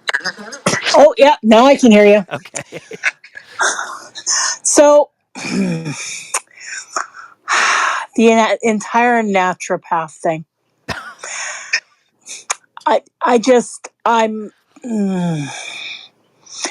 Can the UCP stop attacking healthcare? Like, please? Seriously. Number one, I am autistic. I am one of the very lucky autistic people that my special interest makes me hyper employable. So, and because I had the special interests that made me hyper employable, I actually had managers who went, Tammy's so good at the things, let's protect her from all of the bad stuff that people react to her about. Because I do weird things. I don't dress normally. I don't act normally like normal people do. I act like an autistic person. So that's the first part about it. And then, so number one, I don't like naturopaths for that. You can't fix autism. Autism is something you're born with. It is not a disease. You cannot fix it. It is the way your brain works. And I hate to say it, a lot of times, autistic people are a lot kinder than what we call the normies. Because sometimes the normies who like to pull games on people, they think they're pulling something over on an autistic person, and actually, no, you're not. We actually know what you're doing, but we always look at it from the point of view of, maybe this person's had a really tough week, they're having issues. We don't automatically assume that they're a jerk. So that's the first part about it. And then you add to the fact that I have had a stroke, 2 strokes and cancer. The fact that the UCP are trying to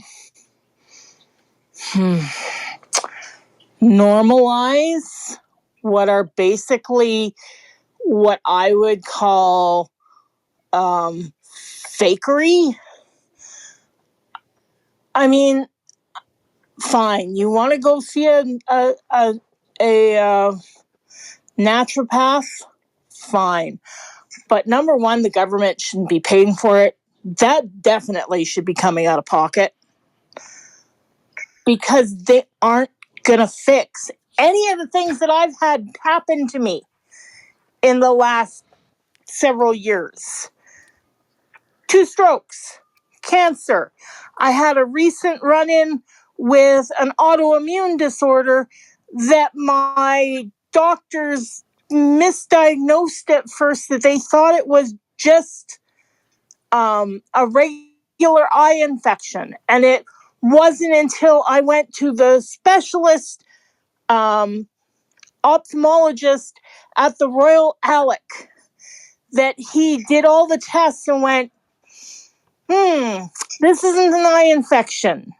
You're actually having an autoimmune response. And it could have left me blind. And I'm super proud of the fact that in spite of all of my health issues, I've managed to return to work. But me going blind as a writer, that would be an end of game.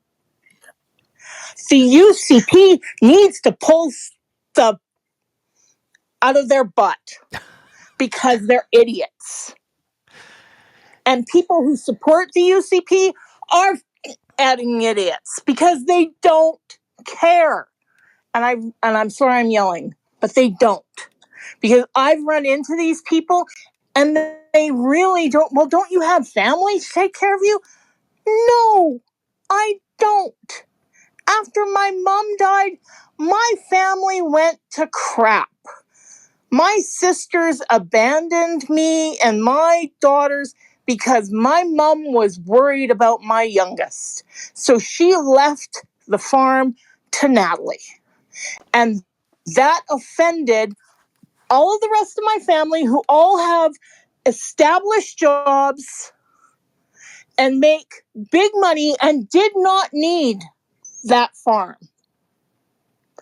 My mother was worried about her granddaughter that had issues and wasn't yet established in a career.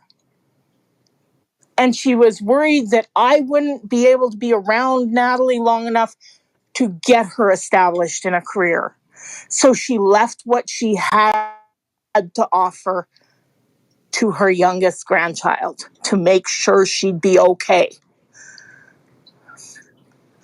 And it just infuriates me that Albertans, not all of you, people here on your show, awesome. But there's so many Albertans that just don't get it and don't care to get it. I love what you said. Drives me nuts. Yeah, I love what you said, and I love how you described the autism. Because there are so many people that view it as a disease, and there's so many people that don't understand that anything that's not neurotypical doesn't mean that somebody's broken. It just means that they're different, and that's okay. And this need to go, well, but they're different than me, therefore we're not broken. No, absolutely not. And I really appreciate the way that you said that. I just want to say that. Thank you. I actually, because I work for a really awesome, wonderful company that's out in, believe it or not, Toronto, but I work remotely. They had basically talking about people with different disabilities. And they said, Tammy, would you mind talking about autism? I said, sure. I'll talk about autism all day if you want. But the neat thing was that my eldest had found this, basically this test that you could take that when you're autistic and you take this test, it will show you, because the weird thing is people don't get that everybody's autism is different. It's spectrum. Right? One person's autism looks one way, another person's autism looks way. It doesn't change that it's all autism.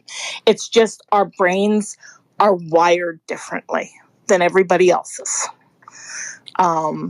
I mean, one of the great things is that what they used to consider autism, they used to call them the fairy children, changelings.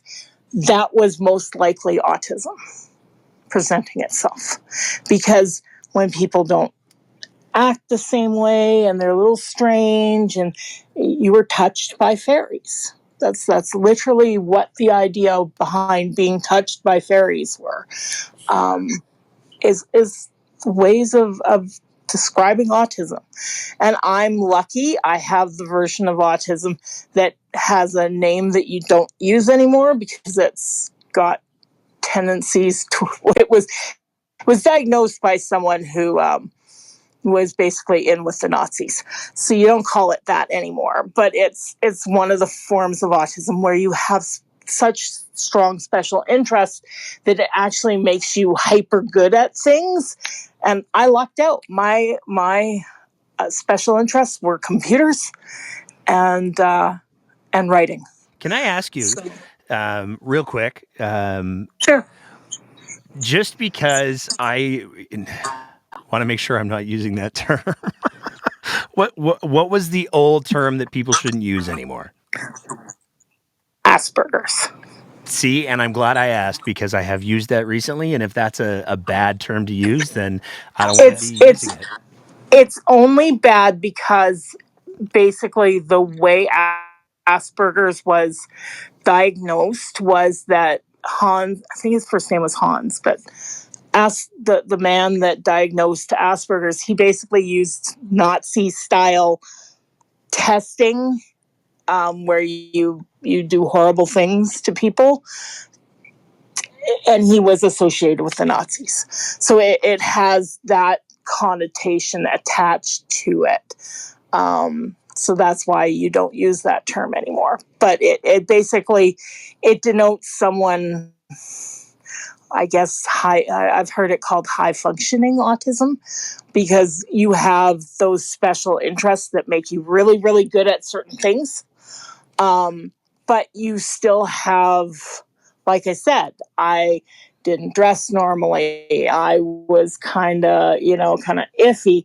So if I didn't have, the sad part is, if I didn't have such a useful version of autism, I would have ended up bouncing from job to job and being kicked out of jobs because you don't fit in with the normal people.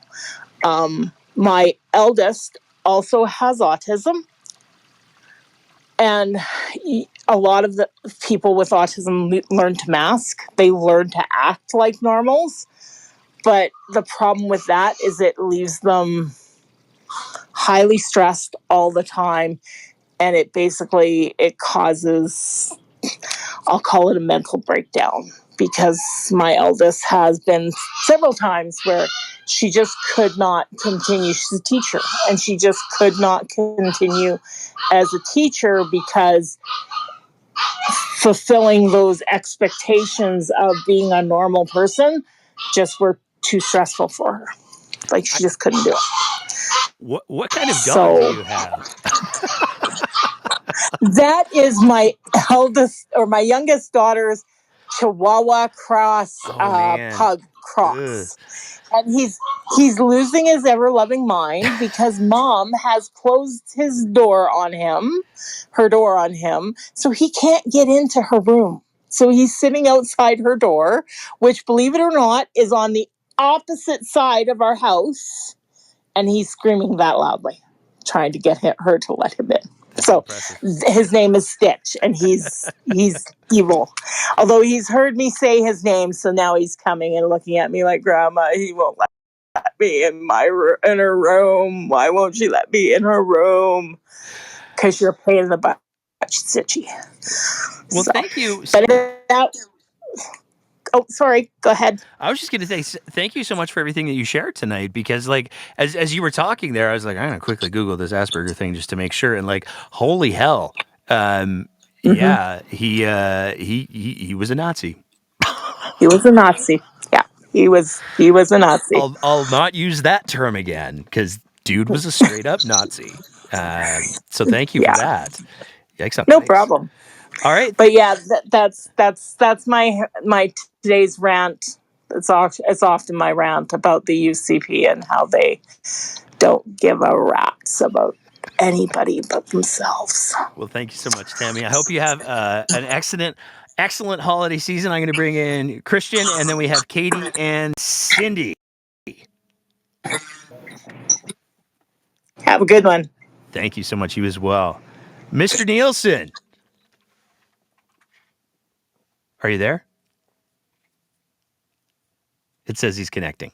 So I'll just vamp for, 5 or 10 seconds while hopefully he connects. The Spaces is being apparently a little squirrely for a couple of folks tonight. So we'll keep our fingers crossed. And if he's Christian, if you're unable to connect, then maybe try hopping out of the Spaces and hopping back in. I'm going to add Katie as a speaker in the meantime, and in between time, and hopefully Katie is able to speak while Christian continues to try to connect. Katie, what's going on? I think you have to unmute yourself there, Katie.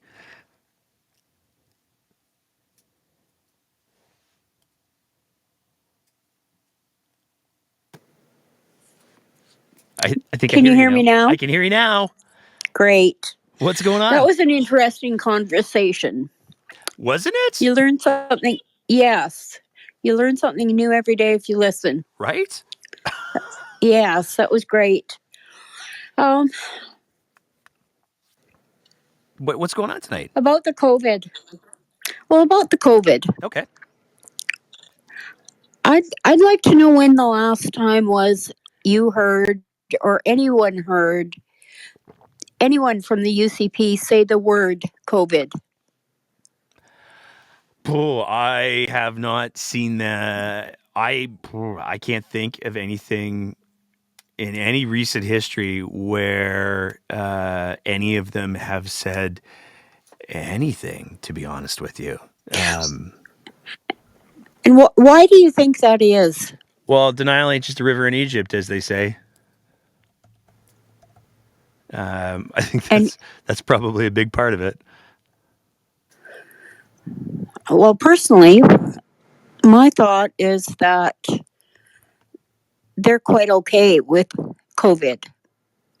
I think COVID has been the mechanism for them to be able to go the way they have with our healthcare system.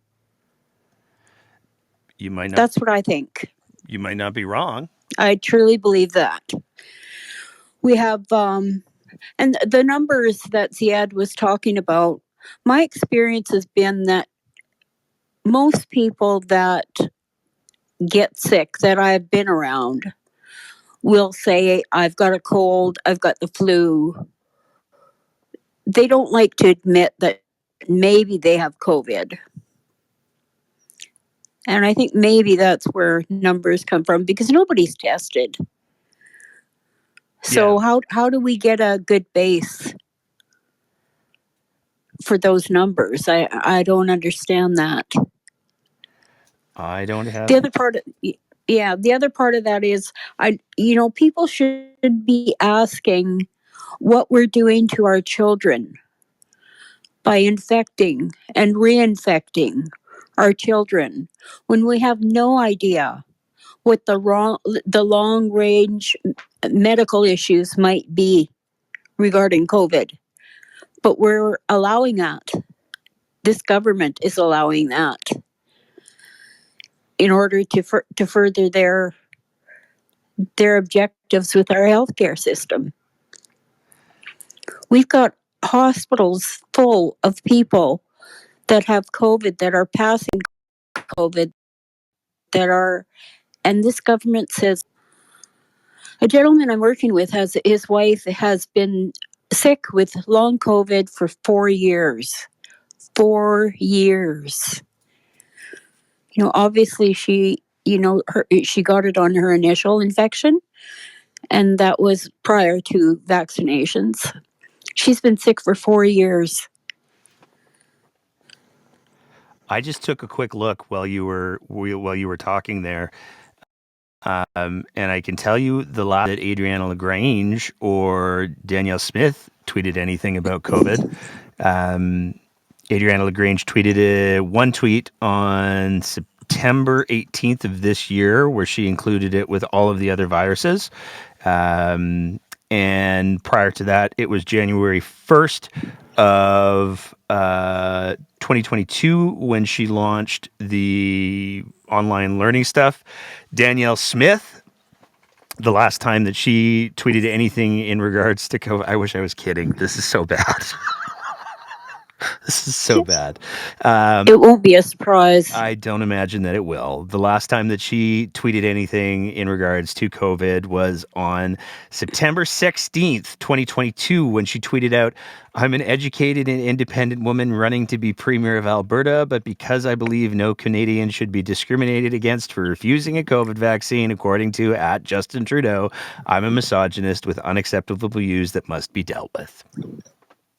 Huh. That was the last time. So there's that. And that's the context that she's the word in. Yep. Wonderful. Yep. Well, I've got a daughter who, because of a genetic anomaly, will be going into the university hospital for open heart surgery. She has to have her aortic valve replaced. She's young. And we're sitting just waiting for that date. She has to go in soon. Mm-hmm. But I'm scared. I am Understandably. scared of her going in now. I don't know. I wonder what's going to happen to our healthcare system. Is it going to completely collapse? Or are they just going to struggle through while they bring in their contractors? I wonder what's going to happen. I wish I had an answer. I mean, I can tell you there's certainly periods in Alberta's history, as bad as the healthcare system is right now, and certainly primary care is probably at the worst that it's been in decades. When you go back to the 90s, it was really, really, really bad then too. And I think that there's we've unfortunately, weird way to use that word, I think that we've had pretty solid healthcare for a while now, and We have. now that we're watching it disintegrate, and there are a lot of people who appreciate the value of it.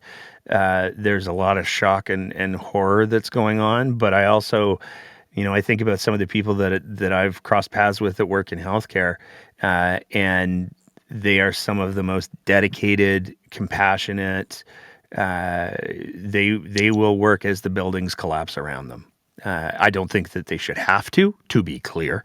I think that in the same way that I've said before that schools should be cathedrals, I think that hospitals should absolutely be cathedrals as well. And it's heartbreaking to see that because of the relationship and the tone and tenor that this government has chosen to engage with healthcare, they're not cathedrals. So it's frightening. I've had a lot of people on Twitter approaching me, and it's not, people are angry, but what surprised me is how afraid people are of what's going on in Alberta. They're afraid. Well, so much of it is so unthinkable. I mean, the notion that, just taking a look at some of the things that we talked about tonight, the notion that naturopaths would be used in the same sentence as primary care, that's, to many people, inconceivable. That is that is the mainlining of woo medicine, and that's just like, wait, what? You know, and I think that there's so many things that are going on that just defy logic, defy reason, defy what the expectations are. And I think that, you know, one of the things that people identified when we were heading into the beginning, the early days of the pandemic, there were a lot of people who said, you know what? We need to be real careful here, because if you go through human history and you identify these periods of time where there's been this sort of event, this is the thing that breaks societies. This is the thing that destroys countries. And we need to be real careful, because there's a pattern, and if we aren't actively working to mitigate that pattern, there's a very good chance we're going to see that pattern repeat itself. And I think, unfortunately, one of the realities that I think a lot of people in Alberta and in Canada, and certainly I hear there's at least 3 or 4 reasonable people in the United States, are looking at is, wow, this has gotten way more messed up than we could ever conceive. And I think because we've been insulated from how bad real life can sometimes look, there was a lack of understanding of what was going on during the pandemic, and there was a lack of understanding for what the fallout of that could look like.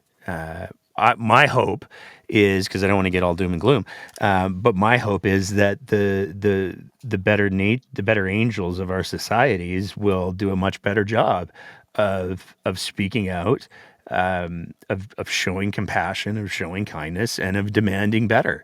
And I think that as long as we have people who are continuing to do that, and trying to do that, that provides a little bit of a bulwark against the insanity. And I think that that's the kind of thing that we need. I mean, there are some people who are, unfortunately, looking at that conspiracy theory bit that we did at the beginning of the show, there's some people who are radicalized, and a good number of them cannot be de-radicalized. We do not have the resources nor the skills to walk those people back over the edge.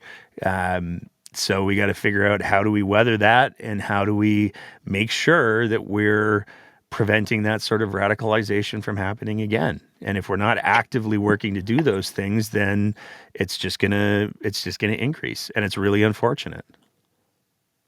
Well, we're still fortunate in that those people don't make up the majority. Yes. And the majority, I believe, are now starting to stand up, and they will stand up. And that will be seen in the near future. I hope you're right. I do hope you're right. I think it's going to happen. I really do. There's been, I think that's going to happen, Nate. Yeah. Awesome. So anyway, I wanted to leave you with that there's hope. 100%. Yeah. Okay. So you have a great Christmas holiday. And thank you so much for doing this. Your shows are always interesting, always learn something. Very cool. Thank you. And you have a great Christmas holiday, or whatever. If you're a Hanukkah or a Kwanzaa, I don't want to make any assumptions over the internet. Have a great holiday season, whatever it is. Thank you. All right. We got Christian. Good night. Sorry, go ahead. Night. All right, I'm going to try adding in Mr. Nielsen again. Fingers crossed it works.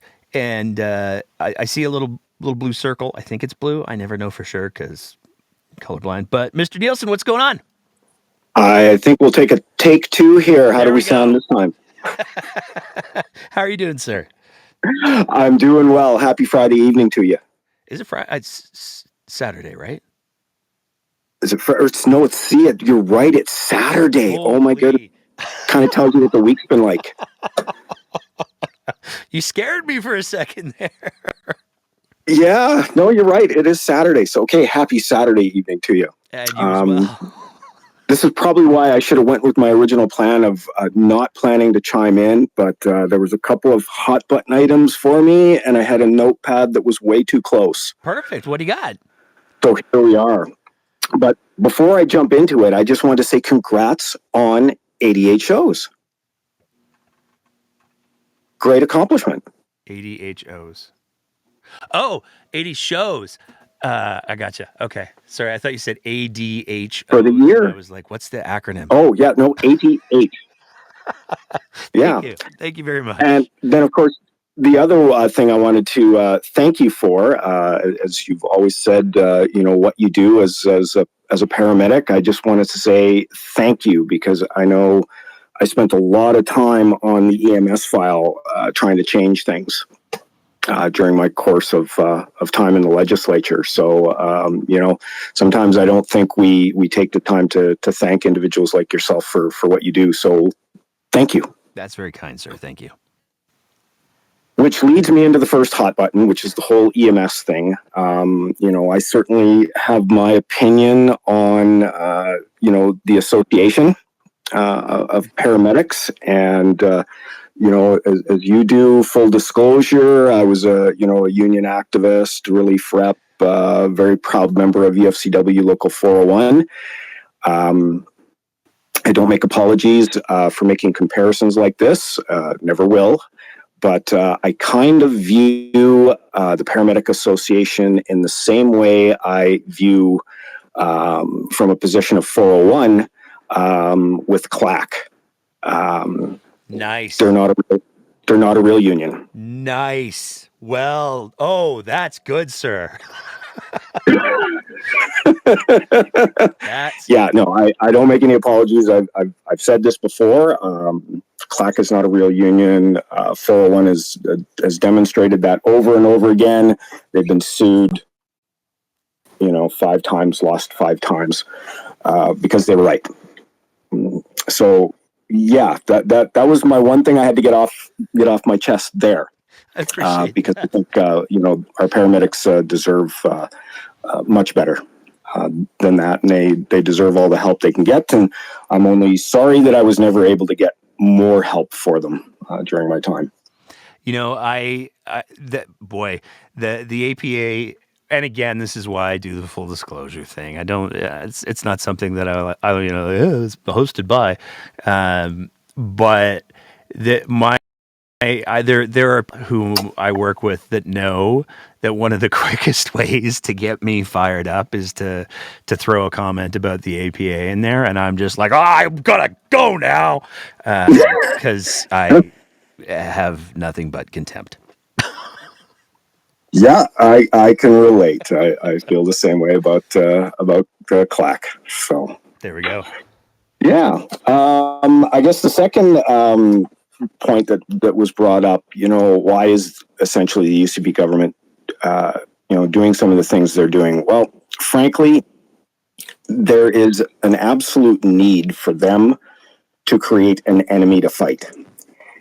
If they didn't have that enemy, that boogeyman, to throw out there to Albertans, I think the shenanigans that they're up to, some of the ways they do business, that is what would probably, really slap Albertans in the face, because they wouldn't have these distractions going on, over here to the right or to the left, and notice some of the things that they're doing. Things like giving themselves, bigger gifts. I mean, the entire legislative session, what was it, 9 bills?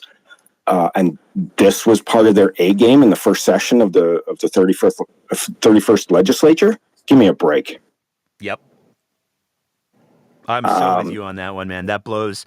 That there's, I here's a joke. Since I've already played I work as a paramedic card. Here's a joke that I made at work.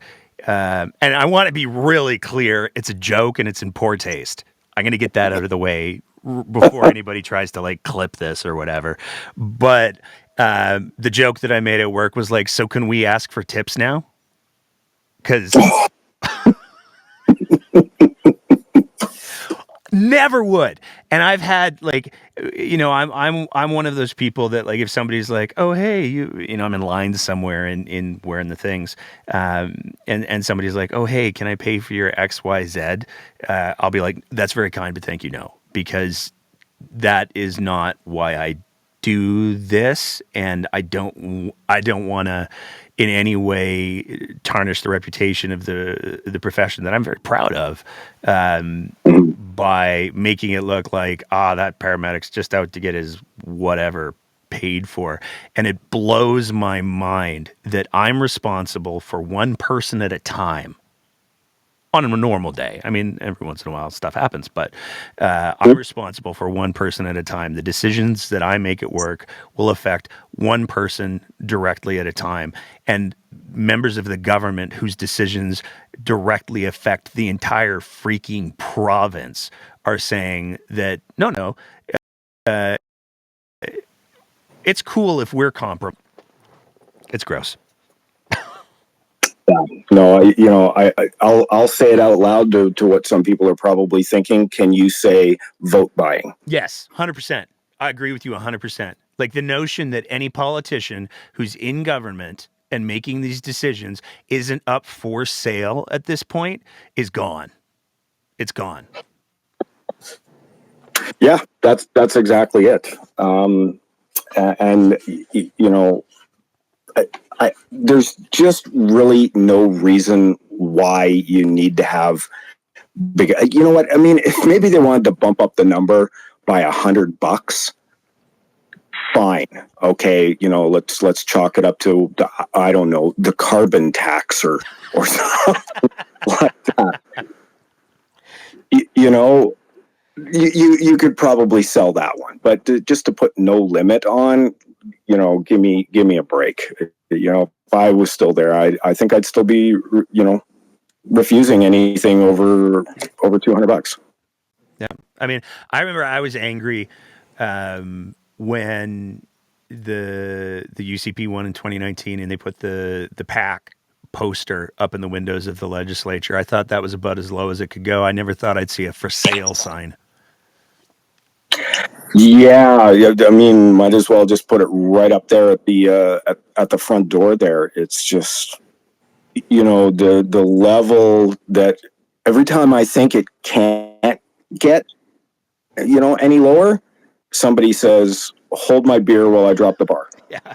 Oh, no, there's no bottom. That's after the UCP leadership race. Well, even before then, even looking at the UCP response to COVID and the fumbling manner with which they navigated that, I realized probably 2 years ago, like, oh, there's no bottom.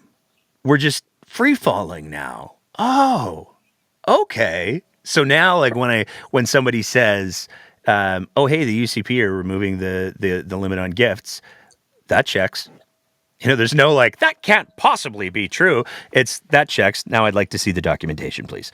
But that I've lost entirely that naivete in regards to where the bottom is, because there's no bottom. There's no bottom. Yeah.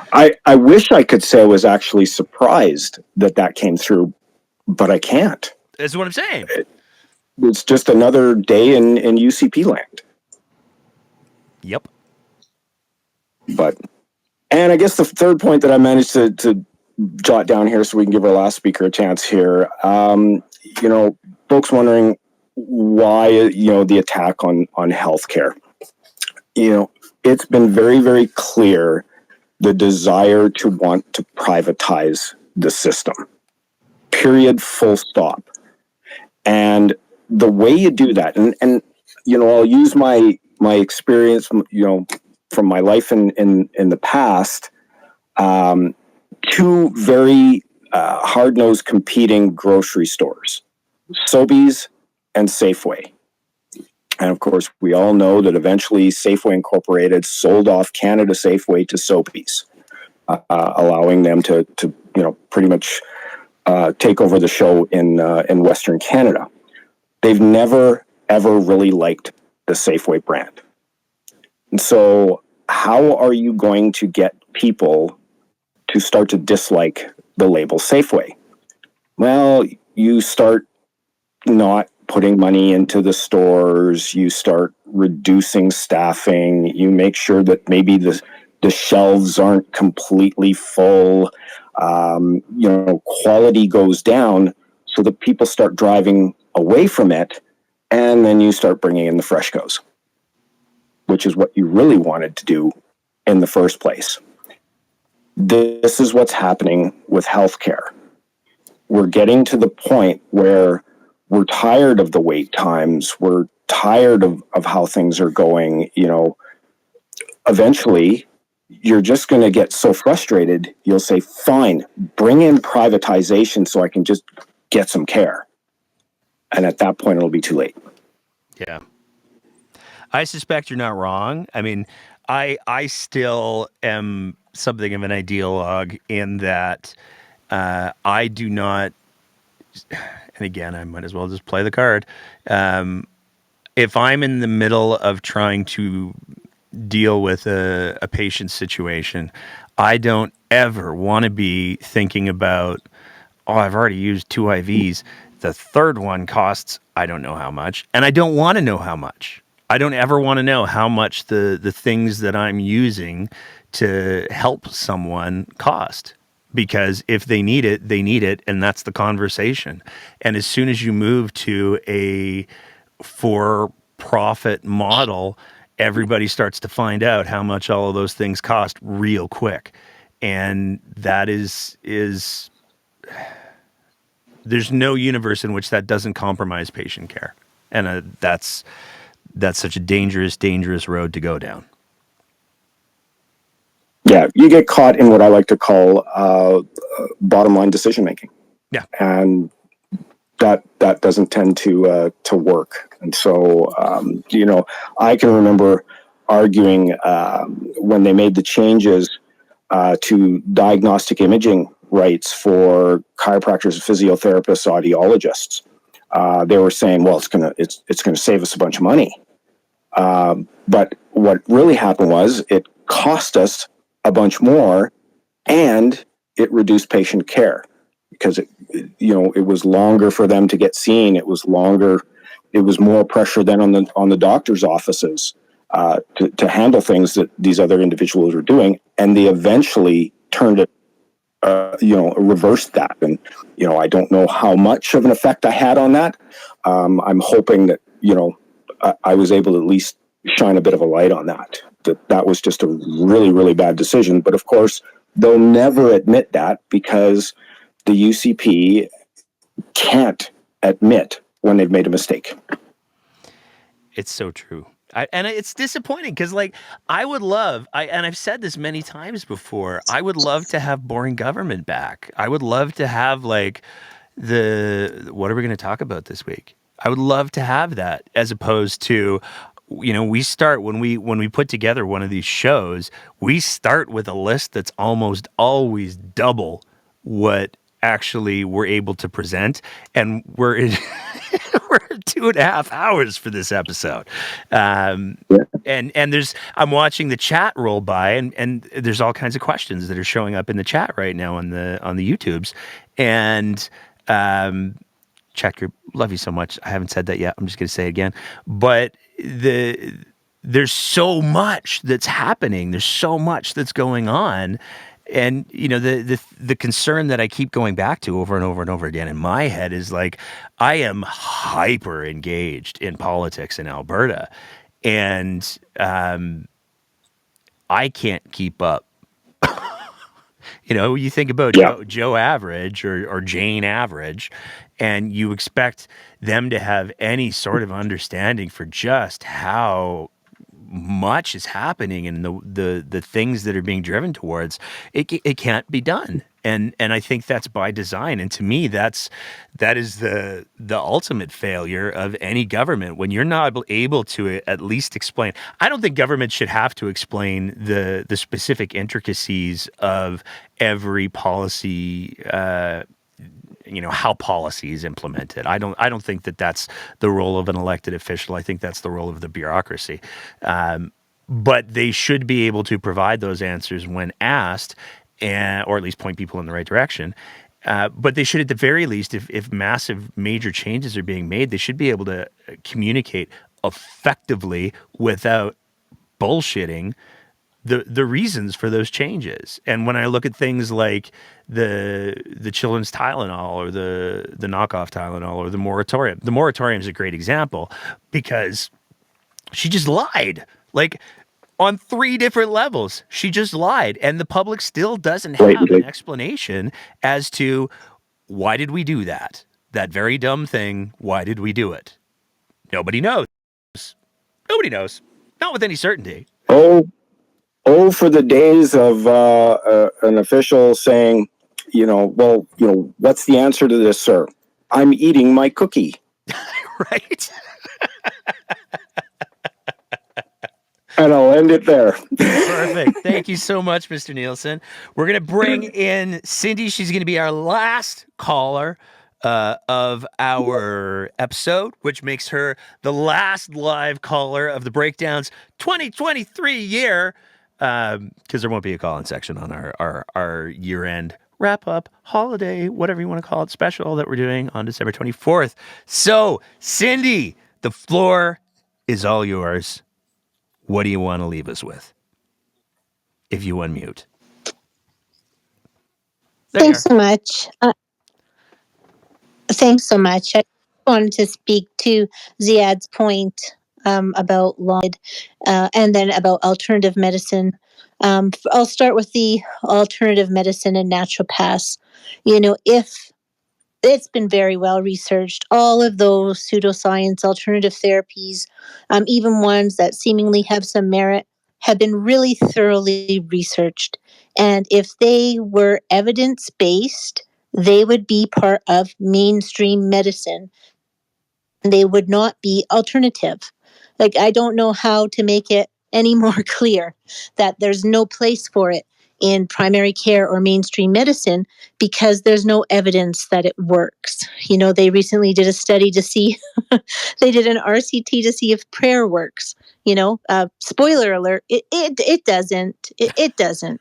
It can make people feel better, but I'm sorry, it's just not going to cure your cancer. It's just not going to make your appendix unrupture. And that's the same with this pseudoscience and naturopaths and everything else that doesn't belong in mainstream medicine. And I completely agree that this is just a smoke and mirror show towards privatization. Everything else is just garbage in the way, right? But to the long COVID, and this is really important, as we see our numbers go up with COVID cases and the JN.1 variant that's sweeping across the globe really fast on its way to becoming the dominant variant. The XBB vaccines, the updated boosters, aren't showing very great efficacy against that. But, I totally agree with everything Ziad said. But I think people don't understand that long COVID is not something that's transient. I've been in spaces with long COVID sufferers for 4 years now on this platform and others. And absolutely bedridden. This is not an additional inconvenience you can live with anyways, right? These people, they can't work. They can't go to school. The cognitive dysfunction is off the charts. It's not just a respiratory disease. It's also cardiovascular. It affects every organ in your body. And we're seeing this now. And with kids, we're seeing great increases in rises of diabetes and cognitive dysfunction. My adult son's girlfriend, her little stepsister is 11 years old. Her parents don't mask or take any medications, and she has been infected 11 times.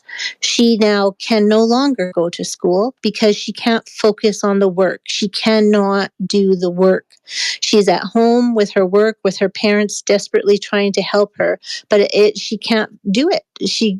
Basic things she can no longer do, and there's a lot of evidence that directly points to having had previous COVID infections. So people thinking that your primary series is going to protect you, that your booster is going to protect you, it's not. You need to mask up. That's the best thing you can do to protect yourselves and others. The other thing is the rapid tests we do have access to are not picking up symptoms with they're not picking up cases with the current variants until day 4 or 5 of symptoms. So people thinking they can test before they go to a gathering, and they're feeling okay, they might not catch it. And sometimes if you test in the morning, you can still be positive on a test by the afternoon and be spreading infectious disease. There's 40% is what they are saying is how many cases of COVID are spread before there's any symptoms or in people who have asymptomatic cases, meaning someone can go through their entire COVID infection with no symptoms, but be spreading it wildly. So the tests are very extraordinarily inaccurate. And the best thing you can do is to ventilate, to mask well in a well-fitted respirator, N95 or better. The little baggy blue surgicals don't work. They just expel aerosols everywhere. It's definitively airborne. The World Health Organization and CDC has corrected that on their websites and little mutterings, but they have not made a really big announcement to say, we should have never said that it wasn't airborne, and we should have never minimized it, because it is the root of transmission, infectious, and for up to an hour, if Oh, I'm worried that not more, there you in are. spaces where no one is, that they've left, like elevators and rooms. I think we might be losing you a little bit, Cindy. You're kind of cutting in and out and getting all They diddly say you sounding. can if that's your action is definitely not as strong as what we were seeing at the beginning. And long COVID is an absolute beast. If you want a permanent disability, because so far there's not even any candidates for drug targets on the table to treat this disease, then definitely do what you can to protect yourself. It's just not getting milder. It's not transient. And people can develop long COVID months after their acute infection. They'll start having heart problems. They'll start having other issues, just crushing fatigue, and it's a horrible disease. I would not wish on my worst enemy. So that's what I'd like to say. Thank you so much for the opportunity, and have a great holiday season. Thank you. You have a great holiday season too. And that clears out the callers. That's the completion of the things. I think we went significantly longer than I said that I was going to, but that's okay. And because this is our last live show of the season. The last live show of 2023. It's wrapped up. There we go. So all of that being said, I just want to end on a couple of notes. So kind of riffing a little bit on what on what Cindy was talking about there. There's this guy named Tim Minchin. He's one of my all-time absolute favorite individuals who does musical comedy, we'll call it, and he does a beat poem called Storm. And if you have the time, the wherewithal, the inclination to look up the beat poem Storm, I strongly encourage you to. But I'm going to read one little thing before I do all of the plugs. And the plug that I'm going to do here is by definition, I begin. Alternative medicine, I continue, has either not been proved to work or has been proved not to work. Do you know what they call alternative medicine that's been proved to work? Medicine. And it's absolutely 100% true. All of that being said, going to do the obligatory plug for the Patreon. if you appreciate the kind of content that we're trying to produce here at The Breakdown, we'd love nothing more than if you signed up to be one of our Patreon sponsors at www.patreon.com/thebreakdownab, where for the price of just a fancy cup of coffee a month, or perhaps muffin, you can help us to continue to produce the kind of content that we try to produce here. And obviously, we know we got a lot of people. The affordability crisis is a real thing. So if you can't, then just hit the likes and the subscribes, and let people know about what we're trying to do here. That's also super cool too. We do have, and I'm told that if you order shortly, then you should be able to get your merchandise in time for Christmas. We do have our merch line as well. We have the hoodies. We have the coffee cups, which are my favorites. We have T-shirts. All of that stuff you can find at the website www.abpoly.ca, and that's done in partnership by the good folks at abpoly.ca, so that none of us here have to deal with the work of it. So there's that. That's it. Thank you guys so much for participating in the live shows this year. Thank you so much for all of your support. Big thanks to everybody in the chat who keeps showing up and saying wonderful things and being supportive of each other. That's it. We'll see you in a couple weeks for our year-end extravaganza, we'll call it. And until then, take care of yourselves. Keep the conversation going.